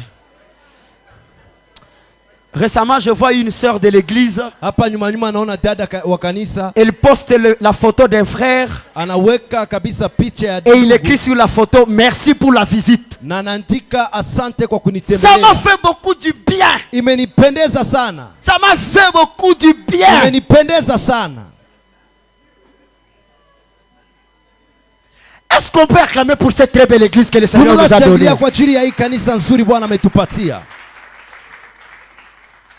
C'était hier. Ilikuwa jana. Vers 1h du matin comme ça. Parce que moi j'aime beaucoup regarder les statuts à cette heure-là parce que beaucoup ne vont pas m'écrire. J'entre ici le statut, je vois une sœur. naona dada. Je ne suis jamais allé la visiter. Sijawahi enda kumtembelea. Je la vois seulement chanter dans la chorale. Namuona tu akiimba kwenye kwaya. Et je la vois aimer l'église. Na mimi namuona tu akipenda Des kanisa. fois même torchonner, je la vois. Pengine hata Mais kukoropa moi, son namuona. pasteur, Lakini mimi mchungaji je ne suis wake pas encore arrivé chez elle. sijawahi fika kwake. C'est pas à cause du charisme. Haiko kwa sababu tu C'est mimi parce que nakuwa nous avons mtu. encore beaucoup de défis auxquels nous sommes attachés. Ni kwa sababu tunakuwa na Mais je vais changamoto voir nyingi un autre ndani mwako. frère. Lakini ndaona mwingine ndugu. Atashika njia mpaka Kadutu. Et il va aller visiter la sœur. Et hier, la sœur va poster la photo. Merci pour la visite. Na jana dada ataweka picha nasema asante kwa kutembelea. Même moi-même hier avec le frère pianiste de l'église. Hata mwenyewe mimi na ndugu anayepiga. Il y a une sœur de l'église qu'on a visité hier. Pako dada wa kanisa ambao tumemtembelea jana. Quand on est arrivé, moi je me suis caché. Wakati tulifika mimi nimejificha. Et puis Samy le pianiste a toqué. Kisha yeye akabisha kwenye mlango. La sœur va voir le pianiste et va dire, ah, les pianistes, qu'est-ce que ça veut dire cette visite? Vous voyez comment ça fait du bien. Après avoir ouvert la porte pour le pianiste, moi aussi je me suis présenté et dit, ah, vous arrivez chez moi. C'est ça produit la lumière. C'est ça produit la lumière. Ni kile kuonesha nuru. Mimi sijali mambo ya macheche mimi. Toka na biabo mimi. Mimi nafika mimi nasikia parole na mimi na go. Una go. Una go. Donc tu penses que nous ne connaissons pas l'anglais pour dire que go njo kwenda. Unadhani si atujue Kiingereza ili tupate kusema kama go njo kwenda? Répète avec moi 3 fois la communion. 1, 2 fois. La communion. Ushirika. La communion. Ushirika. La communion. Ushirika. Produisons la lumière. Tuwe watu wa kupeana nuru. Produisons la lumière. Que quand les gens sont dans ton environnement. Watu kama wako katika mazingira yako. Mais quelqu'un arrive chez toi. Lakini mtu anafika kwako. Bonjour. Jambo. Pourquoi tu es là? Kwa nini uko pale? Bon, en fait, parle vite parce que j'ai des activités. Ongea basi mbio kwa maana ninakuwa na kazi. Tu penses à l'kosa kwa kwenda? Cette communion ile kabisa ushirika. Ce qui est de mon frère devient ma responsabilité. Itafanya kwamba kile kinachokuwa kia ndugu yangu inakuwa jukumu yangu. Exemple. Kwa mfano. À supposer que dans l'église, tuzani katika kanisa, nous avons un frère qui va les souliers. Tunakuwa na ndugu ambaye anauzisha viatu. Unaenda uzia kwenye anauzishiaka. Unaacha meza ya frere yako. Unaingia kwa pembeni. Biko mon frère, kazi zinaenda sawa. Zinaenda sawa Nani mataziendesha sawa? C'est pour ça j'aime la communion de nos frères branamistes. Tomana napenda ushirika ndugu zetu hao wa Branham. Arrêtez. Il y a d'autres personnes auxquelles il faut acclamer leur courage. Panakuwa watu wengine ambao inabidi kabisa kupongeza bidii zao. Lui quand il a un travail. Yeye kama anakuwa na kazi. Pour avoir un secrétaire. Ili apate kuwa kabisa na katibu. Son frère. Anapaswa kuwa na ndugu yake. Quand il veut avoir un huissier. Anapenda kuwa na mtu wa kuosha choo. Il se donne du bien. Il communie. Et c'est pourquoi vous voyez ici, il s'aime beaucoup. Unaona wanapendana sana. Mais chez nous ici. Lakini kwetu sisi. Uko nafundisha hii kanisa mwenzako ile njoo bulozi. Ukienda kule kanisa ushakuwa mulozi. Mimi na baruhusu mwende fasi yote. Ndugu yako anaweza fa mariage kisha ukatela kumsindikiza kumisa ndoa kwa Katoliki. Kuko nini juu siende? Niambie kuko nini? Tujibie hapa. Bali kwambia komunike. Mbona mizani ndeza komunika? Neza siku ikula mbele. Sasa. Kuko mwingine ni buma hypocrisie religieuse. Unafiki tu kabisa wa dini. Mi hata udeside kulungia kwa Muislamu. Na mimi kala pale. Niko asema Seigneur. Je vais t'accompagner partout parce que je sais ce sont les réalités de la chair qui t'ont poussé à accepter ça. Mais toi-même, tu n'allais pas aller là-bas. Nitakusindikiza kwa maana najua ni ukweli wa mwili umekusukuma lakini alilungia kwa Katoliki sitenda. Tu es la lumière. Ce n'est pas la lumière qui crée les ténèbres. Haiko nuru ndio inafanya giza. Pardon, je vais rectifier. S'ils étaient les ténèbres, kama wangelikuwa giza, est-ce que c'est nous qui devons les craindre? Ni sisi ndio tungeliwaogopa. Ou c'est eux qui doivent nous craindre? Wala ni wao ndio wangekuogopa. Mais allez-y. Wendeni. Tu vas pas pour la foi mais pour l'amour de ton frère qui s'est marié. Uende kwa ajili ya imani lakini ni juu ya upendo ya ndugu yako amefunga ndoa. Si tenda mwele fete juu watapana mopombe. Wewe te kunya. Évitons ce genre de hypocrisie. Nous sommes la lumière. Répète avec moi, je suis la lumière.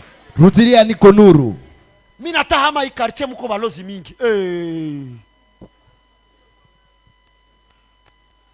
Quel genre de lumière qui a peur des ténèbres? Aina gani ya nuru ambayo inakuwa na woga kabisa ya giza? Je vais changer l'IOB parce que là il y a beaucoup de professeurs francs-maçons. Nitabadilisha IOB kwa maana pale panakuwa maprofesa wengi ambao wanakuwa wa francs-maçons. Il y a Gédéon Tchétchouva qui va dire, vous les francs-maçons, vous les magiciens et tout ce qui touche ces histoires-là, vous êtes des voyous. Nous lisons le Karibiako, unogopa nini? C'est mwanamke na sio état d'âme yake. État d'âme kwanza, njoo hai. Tulizane kwanza. Il y a d'autres questions qu'il faut poser. Il y a d'autres choses qu'il faut poser la question. État d'âme. Hali ya nafsi. Njoo hai. Uko atakatala fia wa watu ulimlota mbaya. Wewe mwambie tu, ewa nililota mbaya. Na mbona sasa vile ndoto inavamia roho yangu. Usikwesa Yusufu anataka kimbia Maria kwa siri. Mwambie Maria, mimi sivumilie mimba ya watu. Sivumilie mimba toka kwa Mungu mie. Antuka sivumilie. Akataa mkimbia kwa siri, akamwambia usikimbie. Est-ce qu'il y a un voisin merveilleux qui est assis à côté de toi? Panakuwa kabisa jirani mzuri ambaye anakaa karibu yako. Regarde lui s'il peut t'offrir même un sourire de joie. Si Mwangalie kama ton voisin peut t'offrir un sourire. C'est un sourire de joie. Kicheko kia furaha. Gyokia mwambie ça nilipia ce transport.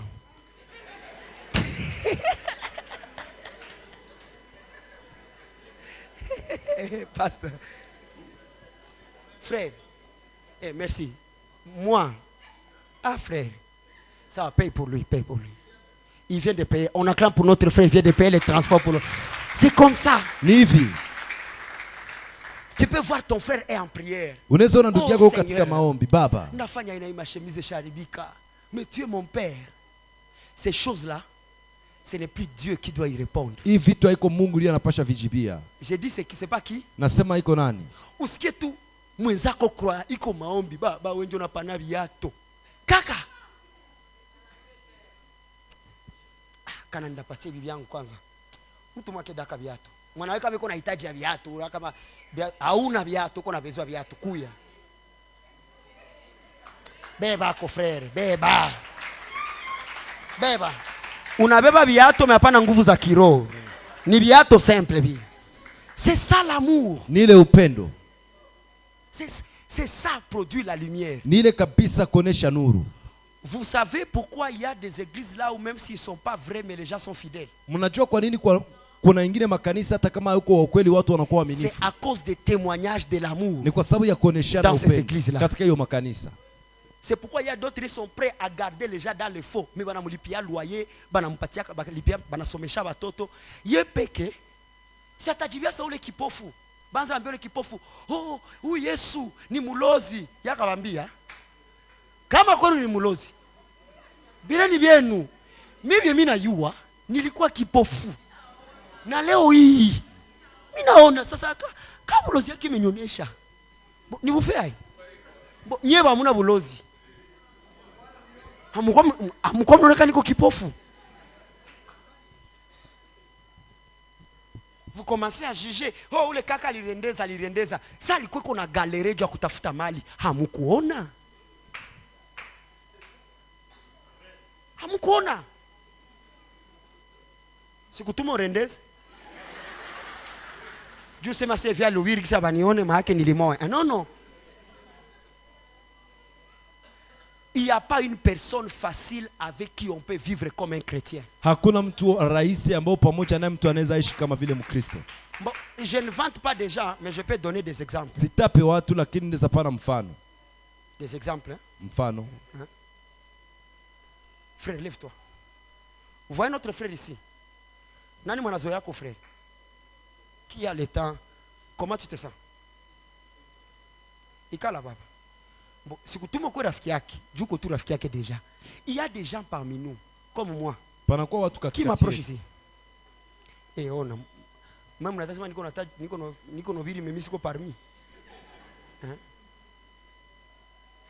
Il faut être cette personne là quand les gens t'approchent, tu produis cette matière-là qui ne se vend pas au marché. Inabidi uwe mtu wakati watu Vous wanakukaribia, savez l'avantage de cette lumière, una faida hiyo nuru. c'est que les gens te font confiance et ils te partagent leurs problèmes. Watu wanakutumainia na wanakutegemea na wanachangia na wewe tatizo. Qui te fait confiance toi? Demande ça à ton voisin. Qui te fait confiance? Nani anakutegemea wewe? Unasikia kanisa yote ule ukimwambia make tu unatia communiquer ku radio. Donc où connaît les ro? Frère, comment ça te fait? Mtu akwambie siri yake niko nalia. Uikamate, hey, ma chérie, usimone vile. Anateseka. Alitosha mimba 3 mois. No sende same. Unakuwa peto. Unajua utakaposikia siri ya kilo imeimbika nje, tafuta watu wa karibu. Ujiulize neno saa hii, je peux parler de ça à qui? Produit la lumière. Munyumba, wewe ndio kisha fika tu ni watoto. Kwaba. Bibi yako toka. Frère. Frère, quand un croyant est dans un environnement, wakati muamini anakuwa kabisa katika mazingira, il produit la paix. Analeta furaha, Prenons analeta l'exemple de amani. Christ, je vais finir. Tukamate Je mfano ya continue Kristo le na mardi. maliza. Parce que ici sur la lumière, je vais traîner ici. Bwana hapa kwa nuru kabisa nitakazia hapa. Imagine je suis ton pasteur. Waza niko mchungaji wako. J'arrive chez toi, je mange. Nafika kwako nakula. Unachinja bakuku. Tu fais des dépenses. Et le jour que tu as un problème, je n'arrive pas. Et puis le problème arrive, tu as subi, et puis après 4 jours, je viens. Tu vas nakwambia, mchungaji wako anakuya. Unongeanza kai. Leo nchonta monesha. Kanakia tena kula mabugali hapa. C'est ce que Jésus avait fait, non? Ni kile Yesu amefanya. Lazare meurt. Lazaro anafariki. Et avant la mort, il n'est pas venu. Siku mbele ya kifo hakukuja. La mort arrive. Mauti inafika. Il n'est pas venu. Hakuja. L'enterrement arrive. Mazishi inafika. Il n'est pas venu. Hafiki. Banasambaza kilio. Il n'est pas venu. 4 jours après, il va dire à Pierre. Siku ine baadaye atambia Petro. Nous allons là-bas. Twende huko. Je pense Pierre a fait Wapi? Tunaenda kule. Iko sasa pale njoo Petro anaenda tafutia mipanga kabisa. Jua alijua huu bwana huku. Et puis quand Jésus venait, kisha wakati Yesu alikuwa anakuja, on va dire à la sœur de Lazare, atambia dada yake na Lazaro, Jésus vient. Yesu anakuja. Vous savez, si tu veux savoir que tu produis la lumière, unajua kama unapenda ujue kama unaionesha nuru, ndaisema mkiswahili, il faut uangalie gisi mtu anakuwaka akikukania, saa mnakutana naka gisi anageukaka. Ukishasikia tu mtu anasema sana mufika hako, hakutakuwa vya kusalimiana, ni vichwa tu. Mesana kuona mkubwa. Sache que tu produis quoi? Jua kama nani mwashafika kwa ile kitu ajipigie mikono tu, ushavivre ile kitu. Mimi nafika pale, mimi naenda lipisha kasi one makuta son pied mon pied, ama langu ama lake. Leo aliyenyolewa atasukiwa. Huko nasikia Kiswahili. Mesa nafika mwako. Bien, biko iko sele makuta ya kwa vie. No, usijisumbue. Mungu atakapowezesha utalipa. Sana toka Yesu. C'est ce qui était sur David. Ni kile ambacho kilikuwa kwa Daudi. La Daudi. Bible dit Saül envoyait les gens. Binasema Sauli alikuwa akituma watu. Mais quand ils arrivaient là où était David, lakini wakati walikuwa au wanafika lieu de l'arrêter, pari ya kumbana, il commençait aussi à prophétiser. Parce que David produisait quoi? Kwa maana Daudi alikuwa anafanya la lumière. Alikuwa akionyesha nuru. Wewe wanakukaniaka na wanakubana wewe huyu. Wewe huyu sasa. Wewe huyu kala chini. Mais mkubwa grand kala, tu ne produis pas la lumière. Jésus arrive. Yesu anafika. Marthe vient avec la colère. Martha mais en regardant Jésus, lakini kwa kuangalia Yesu, elle a prononcé seulement une parole. Alisema tu neno moja. Si tu étais là, kama ungelikuwa hapa, ton ami n'allait pas mourir. Rafiki yako angelifariki. Avec toute douceur possible, Jésus va poser la question. Yesu ataswali, où l'avez-vous mis? Wapi mlimweka? Et on va lui dire, watamwambia, suis-moi, je vais te montrer. Nifate nikuoneshe. Et ils sont allés jusque Na walikaenda mpaka à la tombe. Mpaka kwenye kaburi. Et ils sont rentrés avec eux. Na wakarudia Lazare. Na Lazaro. Mais toi, lakini wewe, ne sais-tu pas que cette lumière que tu produis, haujui kama hiyo nuru ces bonnes œuvres que tu produis, hii matendo mema ambayo unayoonyesha hapa, peuvent être même source de respect? Inaweza kuwa pia hata chemchemi ya heshima. Un jour, je me retrouve 23h vers la botte. Siku moja najikutana kabisa usiku wa manane ngambo za la botte. Je crois que j'étais avec l'apôtre Jacques. Et puis il y a quelqu'un qui était passé sur la moto. Je sais quoi, tout la moto. Ah, il va rentrer, il va dire, ah, atarudia atasema, mon pasteur, mchungaji wangu, comment tu es ici? Namna gani uko hapa? Je suis là, zamani, naweza nilikuwa ningali hata célibataire. Je nous a 23h via alikuwa kule. Nilikuwa ningali célibataire. Nikamwambia, je suis ici, je manque de transport. Écoutez la réponse de ce frère. Sikia jibu ya huyo ndugu. Je ne peux pas me sentir à l'aise. Siwezi jisikia kuwa na furaha. Aller à Kadutu à moto. Kwenda Kadutu na mimi navuka vie yangu na moto. Le monsieur est descendu. Huyo bwana ameshuka. Il m'a fait monter. Akanipandisha. Et il a payé. Na kalipa. Est-ce que j'ai prêché? Nilihubiri. Mais la lumière, lakini nuru, c'est peut-être un jour il m'a rencontré quelque part. Inawezekana siku moja alinikutana nafasi. Et je lui ai été utile. Na nikamkuwa lazima kwake. Mudomene zote za maisha, fanya mema. Du hauyue ata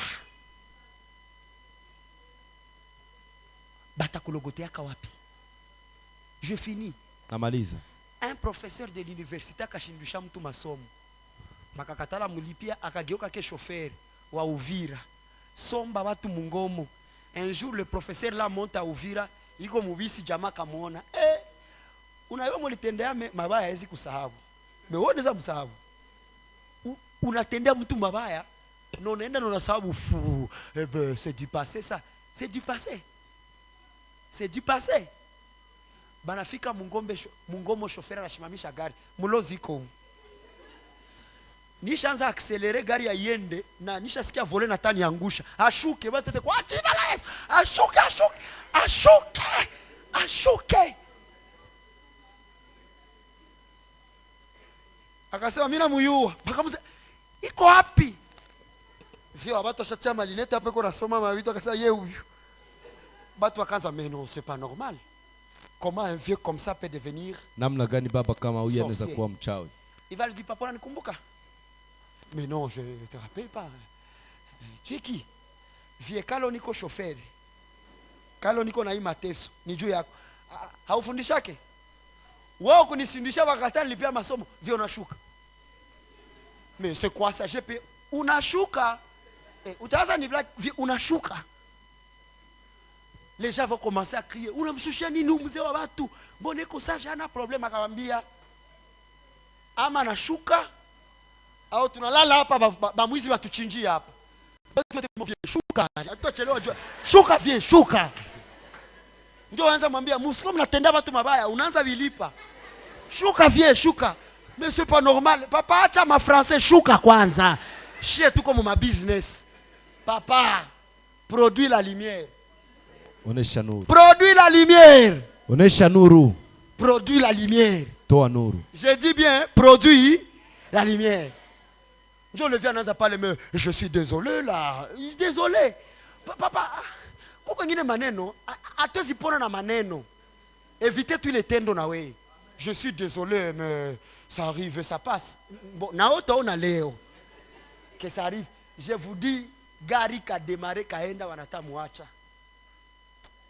C'est là que le chauffeur par compassion batu akamwambia alisha elewa. Ushamufunza. Unaweza sikota rudia mojitora atashindishana tena. Tena alikuwa bahati ilikuwa mugari, wangemwambia shuke mubato. Ilikuwa bahati juu ni mugari. Bangemwambia shuke mubato. Mwambia vio unashuka vie. Frère, faites attention de te croiser à quelqu'un qui fait mabaya na ana hata moyo wa msamaha. Utaanza kukutana na shetani. Ici du côté du quartier de collège, il y a un mariage qui s'était brisé comme ça. Pako ndo ambao livunjika ngambo ya college vile. Une petite sœur là qui est habituée au sugar daddy. Dada moja ambaye alikuwa anazoeana wa sugar daddy. Les pères des autres sont leurs bébés. Wababa wengine wanakuwa watoto wake. Kumbi ashatoka na bopere yake na ayue.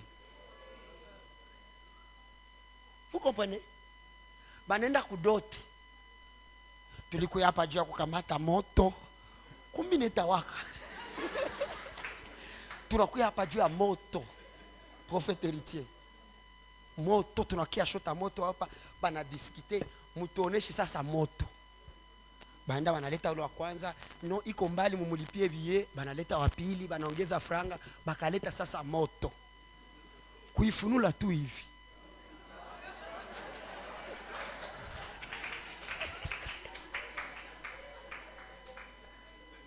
Kufunula hivi. Moto umewaka leo. Na ndio vie kupiga kumeza. C'est pas vrai ça. Akatoa kende. Iyakwa. Ndio dada kweko. Quoi? Qu'est-ce qu'il va pas? Nini haiendeki? Garso kule ulu yuko chunga fete ya bajeni kwa jipanga na barafiki yake. Kaka naoa. Babaka akamuta tu 1 minute s'il te plaît. Banazogea hakuna ndoo. Pourquoi? Auta ole mwanamke. Auta muoa. Vie pourquoi? Hey. Suseme aneta barafiki yake. Mwambie mwenzenu hataoa. Lele hautaoa, mie sitapana mali hapa. Tikone vie mareko sele bulozi ya kwenu na shangali niambiaka unakuwa na bulozi ya chini chini na unakuwa na bazimu ya ndani ndani. Vie hii hautaoa. Jua nini? Mara munitie bashamuka, onapele bashamuka. Pourquoi? Mie mtoto wangu hata oba juu ya nini tupatie sababu? Sababu tu ndio sababu. Hata oa. Banakogota vie mkikao pembeni. Me huko mshamuka. Tushe kanisa bejetu bashamuka tunele. Est-ce que ko problème on ayua? Mimi sijali bie mimi na yua au bie si yue. Kenye tu mimi nasema.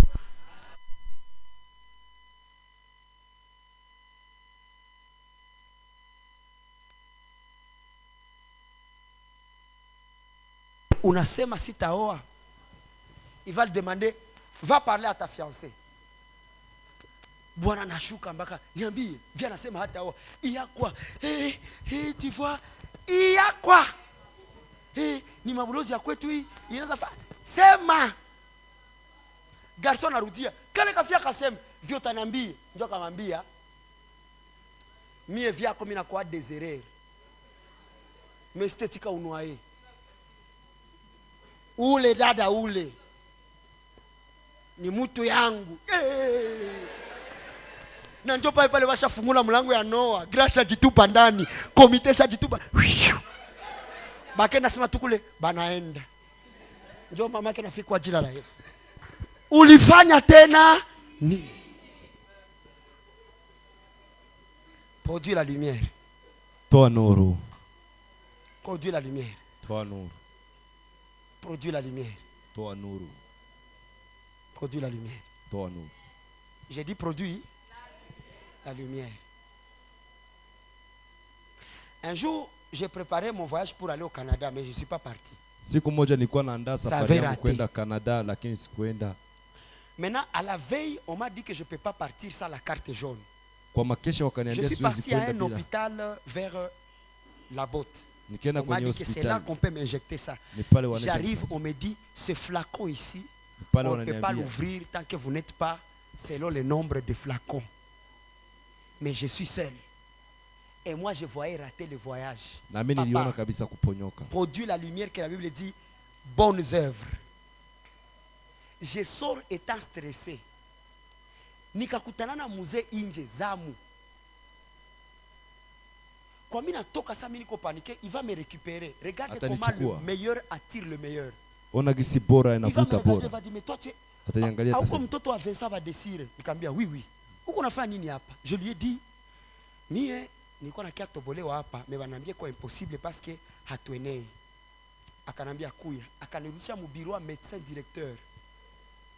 Il lui a dit mzee wangu, huyu mtoto il faut tu mumutobole. Nilikuwa kana ndoa ya garso wangu, sikuwa kana gisi ya kumsaidia. baba yake alioyaka garso yangu wakati anatumika kwa Antibwaki. Nilikuwa niko zamu pale akanisaidia. Njoo na mimi kwa nitokea découvrir. Papa, le médecin a dit ceci. Ule mganga akasema hivi. Tunakutobola haiko juu na merite. Ni juu ya huyu mzee. Et on m'a injecté mais sikuendaka. Pourquoi? Iko sa ile njongo kwa peda banifundisha. Tuliendaka et puis tunachunga avio ikuye ndio sa M23 libana Goma bakanileva. Bale batu bale. Kote kwa biko sai Mungu abaone. Ile kilonde na nirudilie. Et je suis pas parti. Mais la leçon que j'avais appris dans ça, lakini somo ambalo nilijifunza kwa nini, il arrivera que tu te retrouves dans un environnement itafika uchikutane katika mazingira wala uwezo wako, tes relations, uhusiano yako, tout ce que tu as ne peuvent pas parler en ta faveur. Kila kitu kilikuwa il faut qu'il y ait quelqu'un. Inabidi pawe mtu. Mais c'est biblique. Il y a quelqu'un qui demande à ce que Dieu guérisse son enfant. Les gens vont dire à Jésus, huyu anastahili. Il alitutendea mema hii sinagogi. Yenjo alijenga. Ces bonnes œuvres que je parle, si tu les témoignes envers Dieu, kama unazionesha kwa Mungu, tu es sous la loi. Uko chini ya sheria. Si tu fais de bonnes œuvres pour mériter la justice de Dieu, kama unafanya matendo mema ustahili haki ya Mungu, tu n'es pas béni, tu es maudit. Haubariki na lainiwa. Mais quand tu fais les bonnes œuvres, lakini kama unafanya matendo mema envers un humain comme toi, kwa binadamu kama wewe, tu produis la lumière. Unatoa nuru. Que le Seigneur vous bénisse. Bwana wabariki. Est-ce que tu peux t'élever là où tu es, s'il te plaît? Tu vas tenir la main de ton voisin. Tiens la main de ton voisin. Tu vas prier pour lui. Dis Seigneur, aide-nous d'être une église de la lumière.